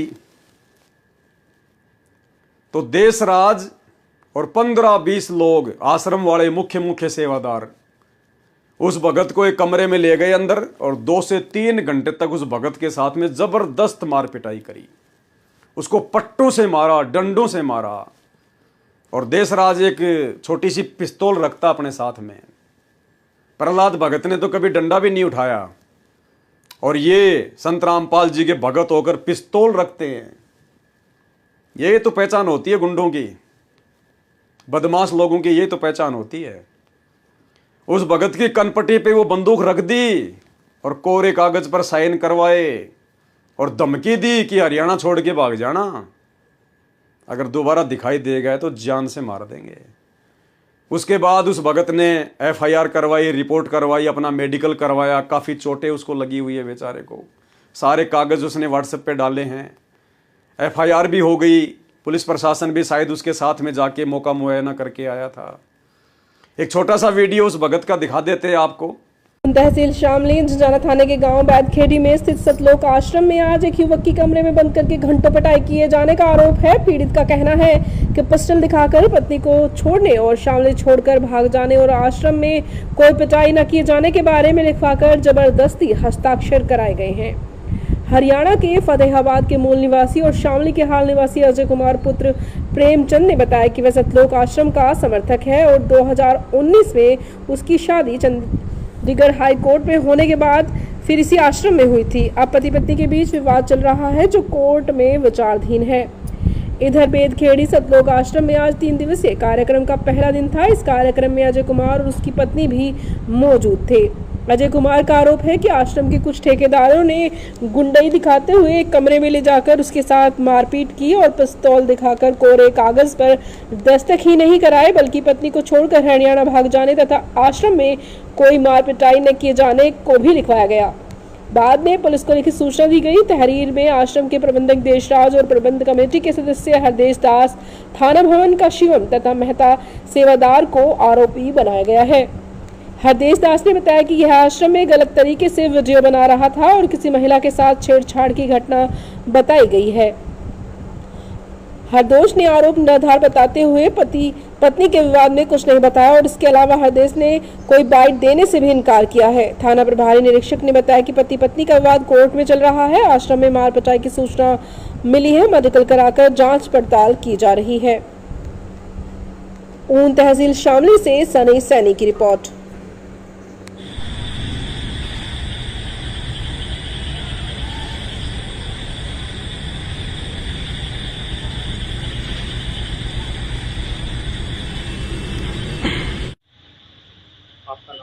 अजय कुमार है मेरा नाम जी। कहाँ के रहने वाले? शामली का रहने वाला हूँ, टंकी कॉलोनी में रहता हूँ। प्रॉपर हरियाणा है मेरा शहर। मीडिया वाले के पास फोन किया था, क्या मामला है? मामला इस तरह है कि 2019 में मेरी जो है लव मैरिज हुई थी और जो मेरी पत्नी है वो मेरे साथ रहती थी गुजरात में, और फिर उसके बाद वो उनको मैंने लिखाया पढ़ाया, GNM वगैरह करवाई, उनको मैंने सरकारी नौकरी लगवा दी और यहाँ पे उनकी पोस्टिंग हो गई। अपना थाना भवन ब्लॉक है, यारपुर गांव है, CHO की पोस्टिंग हुई, शालिनी शाक्या उसका नाम है। और जी फिर आज क्या हुआ जी, आश्रम में मैं गया हुआ था, वेदखेड़ी आश्रम में, तो वहाँ पे जी शादी कब हुई? शादी 2019 में हुई मेरी। शादी कहाँ पर हुई थी आप? हमारी शादी चंडीगढ़ हाई कोर्ट में हुई थी जी। ये शादी आपकी ये जो आश्रम है बैदखेड़ी में वहाँ से हुई? नहीं, आश्रम की वेदखेड़ी पर चंडीगढ़ हाई कोर्ट में हुई, बट मतलब उनके अकॉर्डिंग सी हुई थी, मतलब आश्रम के को? हाँ जी जी जी, ठीक है जी। तो अब उसके बाद जी मैं यहाँ पे रहने के लिए, मतलब मेरी जो वाइफ है उनकी पोस्टिंग यहाँ पे होगी यारपुर में, तो मैं अपना सारा सामान वगैरह उठा के यहाँ पे ले आया। 2023 में उनकी पोस्टिंग हुई थी। पोस्टिंग के दौरान जी वो फिर अपने बयान उन्होंने चेंज कर दिए, वो मेरे साथ मतलब मना कर गई रहने के लिए। अब आज आश्रम में, सतलोक आश्रम वेदखेड़ी है, आश्रम बुरा नहीं है, पर वहां पे जो आज मेरे साथ हुआ, जो करवाने वाले हैं उनका आपको नाम बता रहा हूं, उन्होंने मेरे साथ बहुत ही अत्याचार किए और मुझे एक बंद कमरे में ले जाकर 15-20 लोगों ने बहुत मारा पीटा और मुझे जान से मारने की धमकी दी। और कई जगह मुझे गुम चोटें भी आई हुई हैं, मेडिकल भी करवाया गया है, झिंझाना। और पिस्टल मेरी कनपटी पे रखकर उन्होंने, हाँ जी हाँ जी, किसने रखा कम पे? ये देशराज है जी, ठीक है, उन्होंने पिस्टल मेरी कनपटी पे रखकर सब बयान मेरे से लिखवा लिए, मतलब गलत बयान कि लिख तू यहाँ पे ये करने आया था, वो करने आया था। अब जब उन्होंने मेरे को मारा पीटा, बहुत बहुत मारा पीटा, और ऐसा मारा पीटा कि वहां से मैं मर के ही निकलता, मैं बचने वाला नहीं था। बट मेरे फोन भी दोनों ले लिए गए और जो मेरी सब इंस्टाग्राम आईडी, फेसबुक आईडी अपने नाम की कर ली गई है, किस नाम से? कबीर साहिब के नाम से कर लिया उन्होंने। तो पहले मेरी अपनी इंस्टाग्राम आईडी थी, उसमें 35,000 फॉलोवर थे, और जो मेरा फेसबुक ग्रुप था उसमें भी थे। इन्होंने अपने ही नाम से अपने ही कर लिया, और उसके बाद मेरे को धमकी दी इन्होंने कि अगर तुझे शामली, तुझे छोड़ के जाना पड़ेगा, अगर तू यहाँ रहे तुझे जान से मार देंगे। और मुझे काफ़ी चोटें भी आई हैं और मेरी लिप्स ये सब में, और इसमें देशराज और हरदेश और शिवम सैनी थाना भवन से है ब्लॉक, और एक है अपना मेहता जी, और उसके साथ 10-15 लोग थे जो कुछ हरियाणा के रहने वाले थे। उन्होंने मुझे बहुत बेरहमी से मारा, एक बंद कमरे में 4 घंटे लगातार, मुझे 3 घंटे लगातार मुझे मारते रहे, थप्पड़ों थपड़ी, और मेरा मार मार कर उन्होंने बुरा हाल कर दिया। मारने की वजह क्या थी? मारने की वजह ऐसी ये कि मेरी पत्नी के साथ वो थे, खड़े हुए थे, उन्होंने डिवोर्स दिलवाना चाहते थे, और मैंने कैराना कोर्ट में 9 सेक्शन डाला हुआ है मुकदमा, और इस अकॉर्डिंग में उनको लगा हुआ था कि अब हमारे आश्रम की बदनामी हो रही है, ठीक है। और इस विवाद में उनको चलते उन्होंने एक प्लानिंग की, उन प्लानिंग के हिसाब से आज मैं आश्रम में विशाल भंडारा था, तो वहां पे मैं तैयार होकर रेडी गया, मैं चलो जाके आता हूँ आश्रम में। तो आश्रम में जब मुझे उन्होंने एक बंद कमरे में ले जाकर बैठा लिया, और फिर उन्होंने मुझे मारा और पिस्टल मेरी कानपट्टी पे रख दी, और फिर जो मुझसे उन्होंने क्या लिखवा? उन्होंने मुझे गलत बयान लिखवाए कि तू अपनी पत्नी के पीछे आया है और ठिकाने लगाने आया है उसको, ये लिख, और डिवोर्स दिलाने की धमकी दी, वो भी लिख, और ये भी लिखा कि तू, मतलब उन्होंने गलत चीजें, मतलब उन्होंने ये भी लिखवाया कि तू आश्रम में आया, तेरे साथ हाथोपाई नहीं हुई है, कोई मारपीट नहीं हुई है, ये भी लिख। और उन्होंने मुझे बहुत बेरहमी से मारा, जबकि फिर मुझे लिखना पड़ गया। तो इसी कारण जब इंसान के आगे मौत आती है तो फिर इंसान और क्या करे। फिर अगर मैं ना लिखता वो मुझे मार देते, और मुझे उन्होंने, और पटे से, एक पटा था, उन्होंने मेरे को पटे से भी मारा बहुत ज्यादा, और यहाँ पे मेरी गुम चोटें बहुत आई, और उनमें मेरा मेडिकल भी हुआ है, और आगे की कार्रवाई हमने पुलिस में दे दी गई है तहकीक। तो किस टाइम घटना है? ये सुबह मॉर्निंग की 11 बजे की घटना है आज की। और मेरे लिप्स, हाँ जी, ये मेरा लिप्स देखिए आओ, यहाँ है जी, ये तो आपने तहरीर दी है थाने में? जी दी है मैंने। क्या कहा है? अब आगे की जो है वहाँ के सब इंस्पेक्टर जो है, पुलिस अधिकारी हैं, वो कार्रवाई करेंगे। और मैं ये कहना चाहता, और उसके बाद में ये न्यूज़ दुनिया भर के अखबारों में आ गई कि संत रामपाल जी के आश्रम में आश्रम के ठेकेदारों के द्वारा इस प्रकार से मारपीट की गई, पिस्तौल कनपट्टी पे रख दी गई, टीवी चैनलों में न्यूज़ चलने लग गई। तो ये हैं कलयुगी सेवक, ये हैं कलयुगी नौकर। इन्हें कोई अपने नबी का, अपने रसूल का, अपने अल्लाह का, इन्हें कोई डर नहीं है, कोई भय नहीं है। एक तरफ तो वो राजा हजरत मोहम्मद का सेवक, जिसको अपने रसूल से, अपने नबी से इतना डर कि ऊपर जाकर क्या मुंह दिखाऊंगा, अपने बेटे तक को उसने मौत के घाट उतरा दिया। और एक तरफ ये कलयुगी नौकर, ये कलयुगी भगत सतलोक आश्रम मैनेजमेंट हरियाणा वाले। इन आश्रमों में रंडीबाजी होती है, वेश्यावर्ती होती है इन आश्रमों में, गुंडागर्दी होती है इन आश्रमों में, ये भक्ति नहीं है यहाँ। ये सब कुछ काल प्रेरणा से चल रहा है, सब कुछ काल प्रेरणा से। ये रंडीबाजी का खेल तो सतलोक आश्रम वालों ने, मुख्य सेवादारों ने बरवाड़ा आश्रम में शुरू कर दी थी। गुरुदेव ने खुद अपने बयान दे रखे हैं, भेजो ना बयान भाई, डर क्यों रहे हो। खुद गुरुजी ने स्वीकार कर रखा भाई, कि आश्रम में गलत काम होते थे लेकिन मैंने नहीं किए, सेवादार और समिति वाले करते थे। स्पष्ट कह रखा गुरुजी ने अपने बयान में। करो बयान संगत में वायरल, तुम्हें डर किस बात का है? लेकिन डर इस बात का कि गुरुजी ने बयान इन लोगों के खिलाफ दे रखे हैं। तो भाई ये रंडीबाजी का खेल तो बरवाड़ा आश्रम में भी शुरू हो गया था। इसलिए तो भगवान ने इस आश्रम को उजाड़ना पड़ा। इस परमात्मा के रहते सहते और काल आश्रम की ईंट भी उखाड़ सकता है क्या? लेकिन जानबूझ के परमात्मा ने आश्रम को उखाड़ा, क्योंकि वहां पर गंदगी इतनी फैल गई थी। और अब तो वो जेल में बैठे जाके, और बाहर किसी को कोई डर नहीं, किसी को कोई भय नहीं, क्योंकि जो व्यक्ति गुरु को मानुष मानकर उसके साथ में रहता है उसको कोई डर नहीं होता, कोई भय नहीं होता उसको। तो सारे उल्टे काम इन सतलोक आश्रमों में होते हैं। एक जयपुर के नामदान संचालक का एक ऑडियो वायरल हो रही है, एक लड़की के साथ में सरेआम वैश्यावर्ती हो रही है। बताओ, जयपुर नामदान संचालक है कोई, पहले तो उसको प्रहलाद संभालता था, प्रहलाद हरसोलिया, फिर उसका छोटा भाई, उसकी ऑडियो वायरल हो रही है, सोजत आश्रम से कोई लड़की के साथ उसका चक्कर चल रहा है। तो सरेआम वैश्यावर्ती, सरेआम रंडीबाजी, सरेआम गुंडागर्दी। एक बिहार के नामदान सेंटर वाले की कैसे मारपीट का ऑडियो आया था। सत्संग के बहाने एक बहन को बुलाया, उसके साथ में बलात्कार किया, पुलिस FIR हो गई। सरेआम रंडीबाजी, सरेआम वैश्यावर्ती इन आश्रमों में, क्योंकि किसी को डर ही नहीं है, कोई भय नहीं है किसी प्रकार का।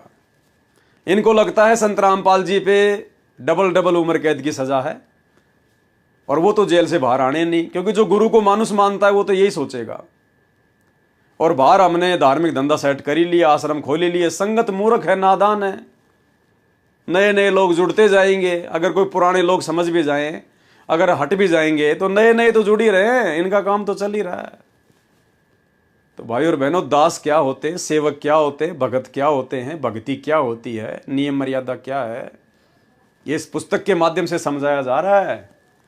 जिसने राजा होते हुए भी अपने लड़के को मौत के घाट उतार दिया, ऐसे होते हैं सेवक, भगवान से डर के सेवा करने वाले।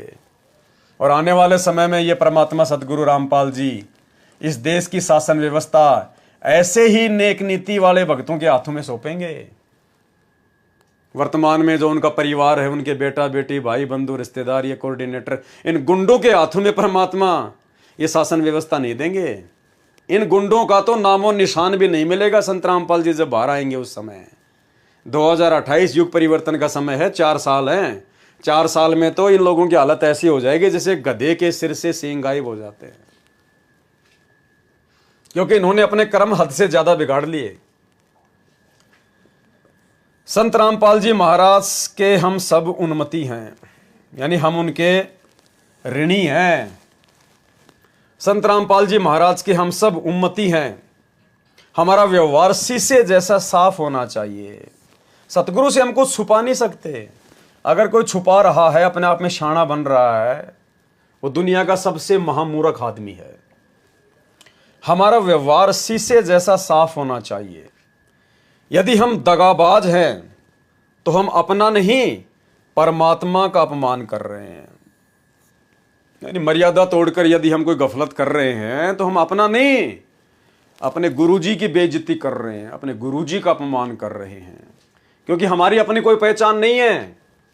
हमें यदि दुनिया जानती है तो अपने गुरुजी के नाम से जानती है, गुरुजी के आधार से जानती है। यदि हम दगाबाज हैं तो हम अपना नहीं, परमात्मा का अपमान कर रहे हैं, परमात्मा की रहमत का अपमान कर रहे हैं। हमने भक्ति मार्ग को मजाक समझ लिया है। ये राजनीतियां, अभी अक्टूबर के महीने में हरियाणा में इलेक्शन है विधानसभा के, आ जाएंगे पेड़े पर्चे 5-10 दिन में, देख लेना। गुरुजी का आदेश है, बीजेपी को वोट डालो, बीजेपी को वोट डालो, ज़्यादा से ज़्यादा अपने रिश्तेदारों को कहो, नहीं डालोगे तो गुरुद्रोही कर दिए जाओगे, आश्रम में नो एंट्री कर दी जाएगी। ये ड्रामेबाजियां 2019 से आप और हम देखते आ रहे हैं। हम गुरु महाराज को परमात्मा मानते ही नहीं। यदि मानते होते तो हमारे दिल में इतना खौफ होता कि गुरु महाराज देख रहे हैं, अपने आखिरी दिन तुम गुरु महाराज को क्या मुंह दिखाओगे। ये बचेंगे नहीं मुंह दिखाने के लिए। दिखाएंगे क्या? किस मुंह से उनके सामने जाओगे? वे सारी बातें जानते हैं। हम सत्सेवकों ने तो अपने मोबाइल की रिंग टोन पे लगा रखी ऑडियो जो परमात्मा ने हिसार जेल से भेजी है। इन आश्रमों में जो वीडियो कॉलिंग होती है ना, तो गुरुदेव ने कहा कि बच्चों ये ना सोचना कि जो वीडियो में दिखाई दे रहे हैं खाली वही देख रहा हूं। परमात्मा अपने आप को छुपाते हुए कह रहे हैं कि ये दास इस वीडियो के अलावा भी सब कुछ देख रहा है, सबको देख रहा है। मेरे भगवान ने मुझे वो दिव्य दृष्टि दे रखी, इतनी ताकत दे रखी है, सबको देख रहा है परमात्मा पल पल। ये वीडियो कॉलिंग की आवश्यकता तो इसलिए पड़ रही है क्योंकि लोग गुरु जी को मानुस मान रहे हैं।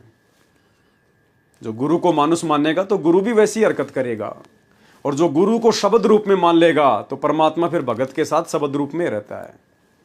फिर गुरु से बात करने के लिए मोबाइलों की जरूरत नहीं पड़ती। जब दोनों के कनेक्शन सही होते हैं तो फिर मोबाइलों की जरूरत नहीं पड़ती है।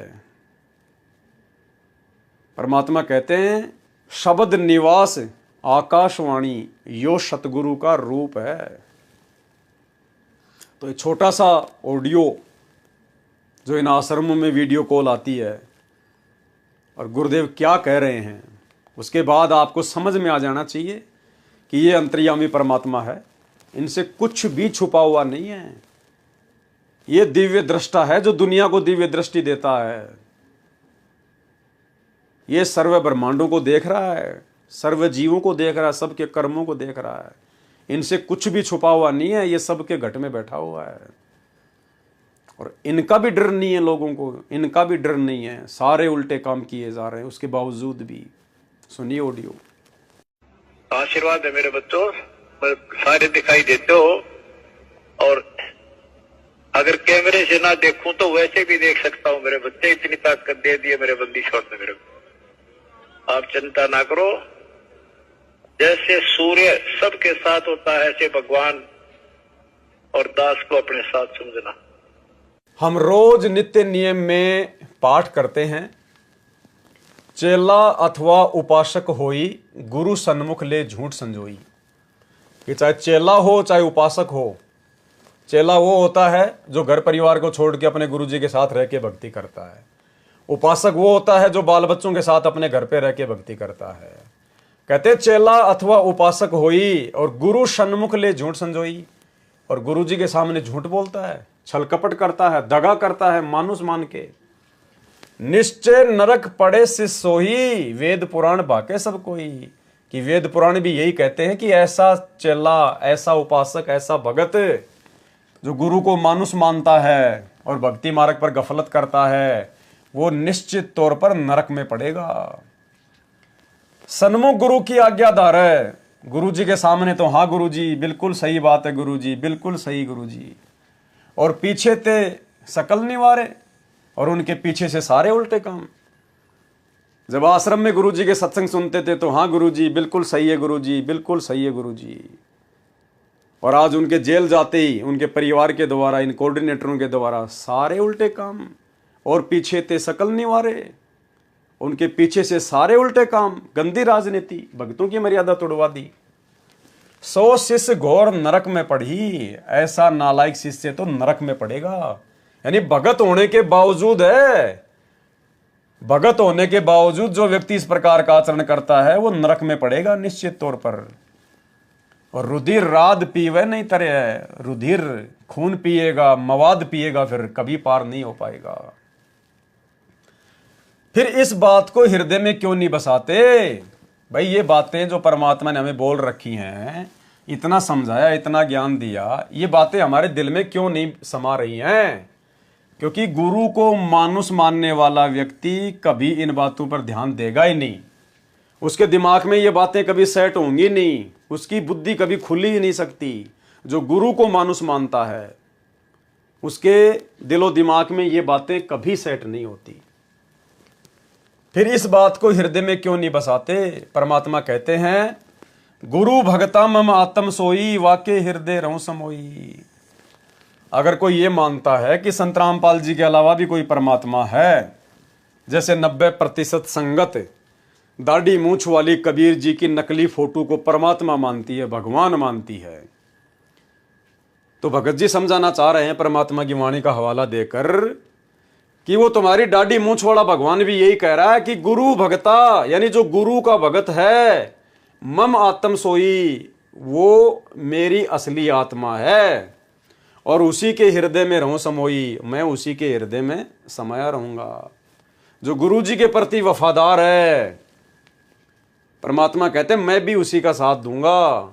और जो अपने गुरु से दगा करता है, धोखा करता है, उनकी मर्यादा तोड़वाता है, राजनीति करता है, स्टेडियम बनवाता है, गुंडों की सीबीआई जांच करवाता है, दान का पैसा दुरुपयोग करता है, लोगों को चंदे के रूप में पैसा देता है, भक्तों को काल की गोद में बैठाता है, तो परमात्मा कहते हैं ऐसे दगाबाजों से तो मैं भी दूर रहता हूं। तो सोचिए गुरु उनके नजदीक कहां होगा, केवल उनकी बैटरी चल रही है, बैटरी। और ये कितने दिन चलेगी भाई? ठीक है, गुरु की शरण में रह के, गुरु के साथ में रह के बैटरी जल्दी चार्ज होती है, लेकिन गुरु से दगा करके फिर डिस्चार्ज भी उतनी तेज होती है। तो 4 साल है युग परिवर्तन के, 24 चल रही है, 28 लास्ट है। उससे पहले पहले इनको दिन में तारे नजर आ जाएंगे, इन मुख्य मुख्य सेवादारों को। अब भगवान क्या बताते हैं दूसरा तरीका, कि जो गुरु का भक्त है, मेरे उस संत का भक्त है, अनुयायी है, श्रद्धालु है, सच्चे दिल से साधना कर रहा है, प्रत्येक आज्ञा का पालन करता है, तो कहते हैं उस मेरे वाले, मेरे भेजे गए हंस संत के का जो भक्त है वो मेरी आत्मा है, वो मेरा सच्चा यानी प्यारी आत्मा है और उसके हृदय में मैं समाया रहता हूँ। आप जी के हृदय में जब तक परमात्मा है, कब तक है? जब तक आप इस दास को भगवान की दृष्टि में देखते हो, तब तक आपके हृदय में प्रभु है। और जब आपके मन में कोई दोष उत्पन्न होने लग जाता है तो काल प्रवेश कर जाता है, प्रभु हट जाता है। क्या कहते हैं भगवान? गुरु भक्ता मम आत्म होई, वाके हृदय रहूं समोई। गुरु का भक्त मेरी आत्मा हो है और उसके हृदय में मैं समाया रहता हूं, अर्थात मेरी ही उपस्थिति बनी रहती है। और जब तक भगवान की उपस्थिति है तो आपकी श्रद्धा भगवान गुरुदेव के प्रति और भक्ति के प्रति एक पूरी निष्ठा बनी रहती है।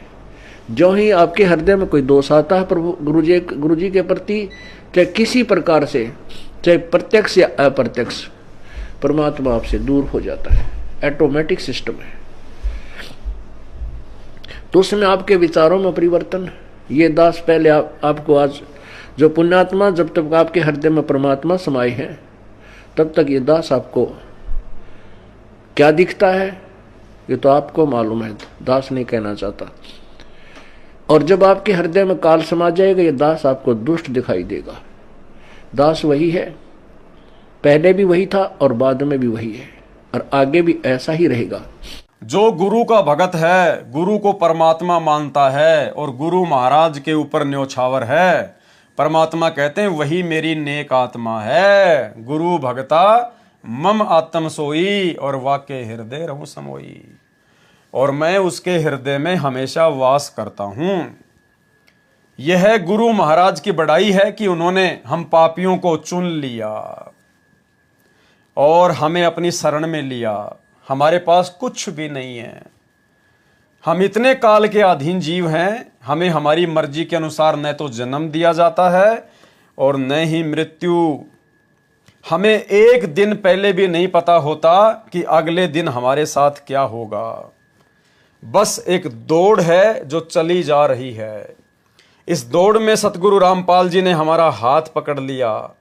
मैं तुमसे प्रार्थना करता हूं कि तुम भी उसका हाथ कस कर पकड़ लो, फिर गिरने का सवाल ही नहीं रहेगा। तुम्हें तुम्हारी मंजिल मिल ही जाएगी। तुम बार बार सत्संग में आया करो। सत्संग ही वह निर्मल धारा है जो जन्म जन्म के मैल को धो सकती है।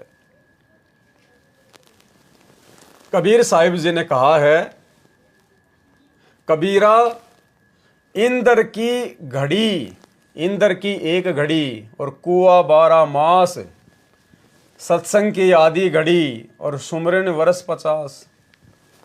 क्या कहते हैं परमात्मा? इंद्र की एक घड़ी होती है 24 मिनट की। कहते हैं इंद्र देवता तो मात्र 24 मिनट अगर बारिश कर दे अच्छे से, और कुआं 12 मास, तो कहते तुम कुआं खोदकर 12 महीने में भी इतनी जमीन की सिंचाई नहीं कर पाओगे, इतना पानी उपलब्ध नहीं कर पाओगे जितना यदि वो इंद्र मेहरबान हो जाए और एक घड़ी में जो बरसात वो कर दे, 24 मिनट में जो बरसात वो कर देगा, तुम 12 महीने में कुआं खोद कर भी उतना जल नहीं निकाल पाओगे। और सत्संग की आधी घड़ी और सुमरन वर्ष 50। सत्संग का इतना फायदा है, कहते हैं चाहे तुम 50 साल सुमरन कर लो, और सत्संग में अगर तुम आधी घड़ी यानी 12 मिनट भी अगर तुम ढंग से बैठ गए, ध्यान पूर्वक तुमने सत्संग सुन लिया और उस पर अमल कर लिया, तो कहते हैं 50 साल के सुमरन के बराबर वो 12 मिनट का ध्यान से सत्संग सुनना है। यानी इतनी कीमत, इतनी वैल्यू है। एक कुएं से साल भर सिंचाई करते रहो तो भी वह एक सीमित क्षेत्र की सिंचाई ही कर पाएगा, परंतु यदि आधी घड़ी भी वर्षा हो जाए तो वह पूरे इलाके को सींच देती है। घर बैठकर यदि तुम 50 वर्ष तक भी सुमरण करते रहो तो भी उतना फल नहीं मिलता जितना फल आधी घड़ी सत्संग में आने से मिलता है। भक्ति मुक्ति के दाता सतगुरु भटकत प्राणी फिरंदा, उस साहिब के हुक्म बिना नहीं तरवर पात हिलंदा। भक्ति और मुक्ति के दाता तो गुरु महाराज हैं। कौन है? गुरु महाराज। भक्ति मुक्ति के दाता सतगुरु। तुम अपने मन के अनुसार कितनी भी साधना और भक्ति करते रहो, इससे तुम्हें कुछ हासिल नहीं होने वाला। गुरु की कृपा के बिना कुछ भी प्राप्त नहीं हो सकता। कबीर साहिब जी ने कहा है, मन का मनिया प्रेम डोर चंदा समझ चकोरी, और प्रेम बिना ना चीज मिले चाहे माला फेर लो कोरी। मन का मनिया प्रेम डोर, मन का मनिया यानी सतनाम के सुमरण के विषय में कहा है कि सच्ची श्रद्धा से पूरी मर्यादा में रहते हुए यदि हम मन का मनिया फेरेंगे, सुमरण करेंगे और चंदा समझ चकोरी और अपने गुरुदेव भगवान से चकोर पक्षी की तरह लगाव रखेंगे, कहते हैं प्रेम बिना ना चीज मिले। बिना प्रेम के कोई भक्ति वाली चीज तो मिल ही नहीं सकती।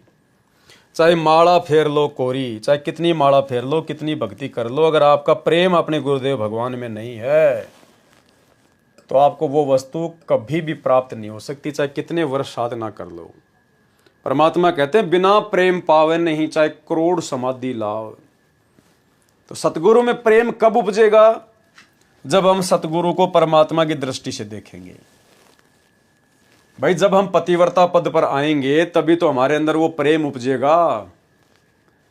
अगर हमारे 2-2 भगवान, 3-3 भगवान, 4-4 भगवान मान के चलेंगे तो कैसे प्रेम उपजेगा?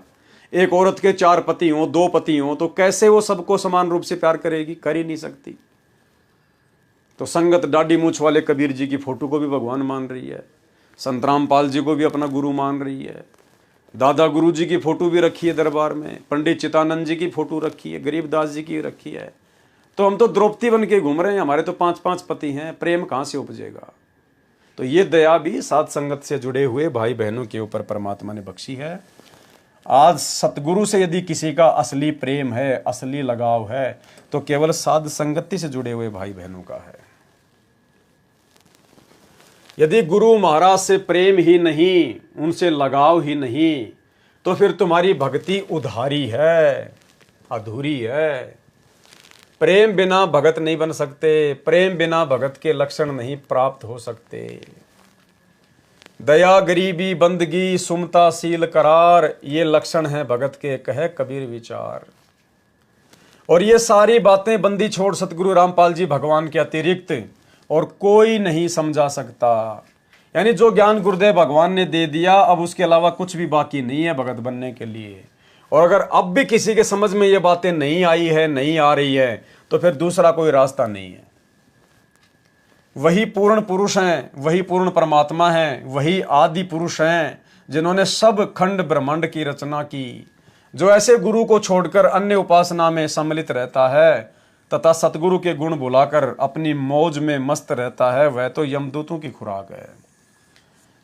इन आश्रमों से जुड़ी हुई संगत और ये जितने भी सेवादार हैं, गुरु जी के परिवार वाले हैं, ये सब यमदूतों की खुराक है, यमदूतों की खुराक है।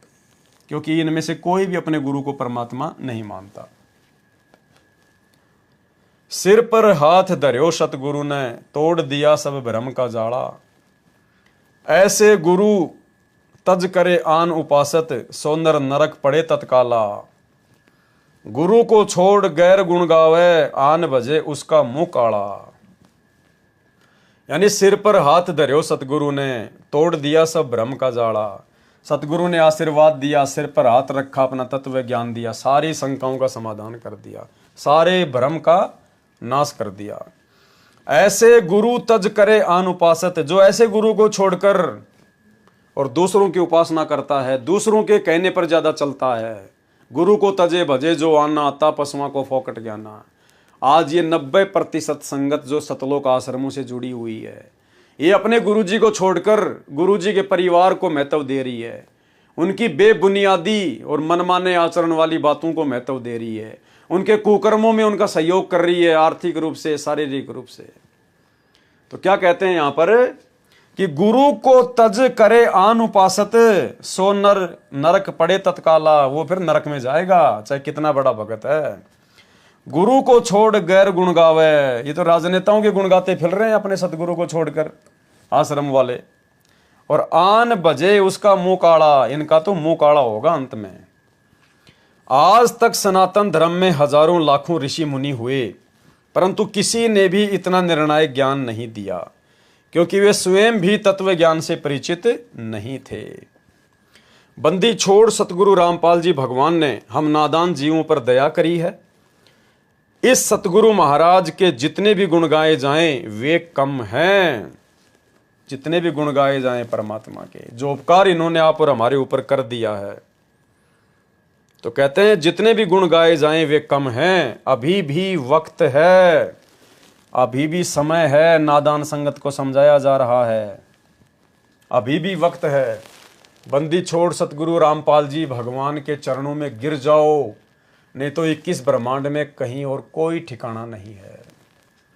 पता नहीं किस दिन हम सबके भाग जागेंगे कि बंदी छोड़ सतगुरु रामपाल जी भगवान हम सब जीवों पर दया दृष्टि दिखाते हुए हमारे सामने आएंगे और अपने प्रेम की बारिश करेंगे। हम सब के मन में उन्हें देखने की बहुत लालसा है। मेरे चंदा को दिया है छुपाए, या माया रंग बादली बनी। क्या कह रहे हैं भगत जी कि मेरे चंदा यानी मेरी सबसे शीतल वस्तु, सबसे सुंदर मेरे गुरुदेव भगवान को छुपा दिया है, या माया रंग बादली बनी। जैसे बादल बीच में आ जाते हैं, चांद की रोशनी छुप जाती है। काया अंदर आप बसत है, जो पत्थर में आग। यानी सतगुरु अपने भगत के साथ में कैसे रहता है, जैसे काया के अंदर परमात्मा सबके घट में बैठा हुआ है, जैसे पत्थर के अंदर आग होती है, अग्नि होती है। चेत मेरी सुरता हरि मिलन को, चकमक होकर लाग। चेत मेरी सुरता, चेतना यानी थोड़ी जाग, सुरता यानी आत्मा, हरि मिलन को चकमक होकर लाग। चोर चुराई तूंबड़ी और जल में दाबण जाए, वो दाबी व उबरी करनी तो छानी नाही। काम क्रोध का बना बादला, गरज रहो अहंकार। आशा तृष्णा बनी बिजली, भीज रहो संसार। यानी ये अवगुण है जो जीव को भक्ति से दूर रखते हैं। प्रेम पवन जब से चली, बादल दिया उड़ाए। कहे कबीर सुनो बे साधो, चंदो भी दिखे हुए आए। तो इस कदर हम जब हमारे गुरुदेव भगवान से प्रेम करेंगे, हमारा प्रेम उमड़ेगा इनके प्रति। और प्रेम कब उमड़ेगा, जब हम गुरु को भगवान मानेंगे, गुरु को परमात्मा मानकर उनके साथ परमात्मा जैसा व्यवहार करेंगे। जब हम इनकी भक्ति को मर्यादाओं में रहकर करेंगे तो ऑटोमेटिक भक्ति का असर होगा, भक्ति का प्रभाव होगा, प्रेम हमारे अंदर उमड़ेगा। अन्यथा आपसी मर्यादा तोड़कर चाहे कितने बड़े भगत बन लीजिए, वो प्रेम आपके हृदय में गुरु के प्रति उमड़ ही नहीं सकता। इस दुनिया में लाखों करोड़ों इंसान रहते हैं, माता पिता भी हैं, भाई बहन भी हैं, संपत्ति भी है, किसी के पास अपार धन राजपाट भी है, कुछ साधना करके साधक लोग देवलोक तक चले जाते हैं। परंतु इन सब चीजों से संतुष्टि चाहिए थी, वह चीज नहीं मिली जो आत्मा की प्यास मिटा सकती थी। इस संदर्भ में संत सुंदरदास जी, जो दादू साहिब जी के शिष्य हैं, क्या कहते हैं? मात मिले पुनीतात मिले, सुत भ्रात मिले युति सुखदाई। कि भाई माँ भी मिल जाती है, तात यानी जो पिता होता है वो भी मिल जाए, सुत यानी बेटा भी मिल जाए, भाई भी मिल जाए, और सुखदाई औरत भी मिल जाए। राज मिले, राजपाट भी मिल जाता है इंसान को, गजबाज मिले, हाथी घोड़े भी मिल जाते हैं, सब साज मिले मनवांछित पाई, सब मनवांछित चीजें भी इंसान को प्राप्त हो जाती हैं। लोक मिले, सुरलोक मिले, यानी यहाँ का भी आप राजा बन जाओगे, देवलोक भी आपको मिल सकता है। विधि लोक मिले, बैकुंठा जाई, या बैकुंठ में भी जा सकते हैं। सुंदर और मिले सुख सब, संत समागम है दुर्लभ भाई। यानी दुनिया में हर चीज सुलभ है, लेकिन संत समागम, सच्चे संत का सत्संग, सच्चे संत की शरण, कहते हैं ये दुनिया में सबसे ज्यादा दुर्लभ है। और भाई और बहनों, परमात्मा ने आप और हमारे ऊपर मेहर करी, परमेश्वर ने ये चीज हमें सबसे पहले सुलभ कराई, बिना मांगे दी परमात्मा ने। हमें तो पता ही नहीं था भगवान क्या होती है, भक्ति क्या होती है, हम तो अपनी सांसारिक जीवन में मस्त थे। ये तो परमात्मा ने आके हाथ पकड़ा, हमारा सौभाग्य। और ये सृष्टि की सर्वश्रेष्ठ वस्तु समागम, सत्संग गुरुदेव भगवान ने हमें दिए, हमें ज्ञान कराया, आत्म ज्ञान दिया, परमात्म ज्ञान दिया। बंदी छोड़ सतगुरु रामपाल जी भगवान के शरण में आने के बाद जो आनंद मिलता है, जो उनकी भक्ति में अंतःकरण की दशा होती है, वह बयान भी नहीं की जा सकती है। परमात्मा कहते हैं, राम बुलावा भेजिया, दिया कबीरा रोए। और जो सुख है सच्चे सतगुरु की शरण में, उनकी संगत में, उनके सत्संग में, वो बैकुंठ में ना होए। बंदी छोड़ सतगुरु रामपाल जी भगवान के ही चरणों में आत्मा का सर्व सुख और परमानंद है। संत समागम वास्तव में दुर्लभ है। संतों की संगत से इंसान कौड़ी से अनमोल हो जाता है। संतों की संगत से मानव जीवन में क्रांति आती है तथा हमेशा के लिए दुविधा चली जाती है। परंतु बड़े भागी होते हैं वे लोग जो संतों की कदर करते हैं तथा उनके आगे विनम्र होते हैं। तो भाई और बहनों, भक्ति और भगवान पुस्तक के संदर्भ में जो वीडियो बनते जा रहे हैं, आज ये 8वां पार्ट था। तो आज के वीडियो में केवल हम इतना ही लेंगे। कल रात्रि 9 बजे गुरुदेव भगवान के आशीर्वाद से इस पुस्तक भक्ति और भगवान के ऊपर 9 नंबर का वीडियो लाइव चलेगा। सभी भाई बहन लाइव जुड़िए और परमेश्वर के आशीर्वाद से जितना समय हमें मिल जाए गुरु महिमा करने के लिए उतना ही थोड़ा है। अगर हम रोज़ाना 1 घंटा, 1.5 घंटा या 2 घंटा भी सतगुरुदेव भगवान के आशीर्वाद से, उनकी रजा से, इसी प्रकार से उनके द्वारा लिखित पुस्तकों के ऊपर लाइव आते रहेंगे तो भक्ति और भगवान से हमारा कनेक्शन जुड़ा रहेगा, हमारा प्रेम हमारे गुरुदेव भगवान के चरणों से जुड़ा रहेगा। हम भक्ति के आसपास रहेंगे और यही वो चीज़ें हैं जो हमें अंत तक जीवित रखेंगी, हमारे को भक्ति मार्ग पर बचा के रखेंगी। तो भाई और बहनों, ज़्यादा से ज़्यादा हमारी कोशिश होनी चाहिए कि प्रथम जो प्रायोरिटी है, जो प्राथमिकता है, वो हमने पूज्य गुरुदेव भगवान के द्वारा दी गई भक्ति को देना है। यानी जितना हो सके उतना हमने प्रथम नाम का या सतनाम का जो भी आपको मिला है, हमने उसका सुमरण करना है ज़्यादा से ज़्यादा। और जब भी मौका मिले गुरुदेव भगवान के सत्संग अवश्य सुने। 1 घंटे का तो परमात्मा का आदेश है कि 1 घंटा तो हमने सपरिवार बैठ के सत्संग सुनना ही सुनना है। इसके अलावा ज़्यादा सुन सकते हैं तो बहुत ज़्यादा बेनिफिट है, बहुत ज़्यादा लाभ है। 5 यज्ञ हम अपने इसी प्रकार से करते रहें क्योंकि भक्ति प्रथम है। ये साथ संगति के वीडियो ये केवल हमें तरोताज़ा रखते हैं, हमें जानकारी उपलब्ध करवाते रहते हैं, हमें डगमग होने से बचाते रहते हैं। भक्ति मार्ग पर क्या सही चल रहा है, क्या गलत चल रहा है, हमें इसकी जानकारी मिलती रहती है। तो आत्मा जागृत रहती है, गलत कार्य करने से डरती है। गुरु महिमा करेंगे, गुरु जी के गुणगान करेंगे तो हमारी आत्मा चार्ज होती रहती है। तो ये भी बहुत ज़रूरी है परमात्मा के आशीर्वाद से। बाकी भक्ति को हमने ज़्यादा से ज़्यादा और विशेष तौर पर महत्व देना है, विशेष तौर पर, क्योंकि हमारी आत्मा का उद्धार, हमारा कल्याण भक्ति से ही होगा, जो मर्यादाएं और जो भक्ति गुरुदेव भगवान ने हमें बताई है। तो आज के पार्ट में केवल इतना ही। कल रात्रि 9 बजे पार्ट नंबर 9 में सभी भाई बहन लाइव जुड़िए। तब तक गुरुदेव भगवान हम सबको इजाज़त दें, आशीर्वाद दें। बंदी छोड़ सतगुरु रामपाल जी भगवान की जय हो।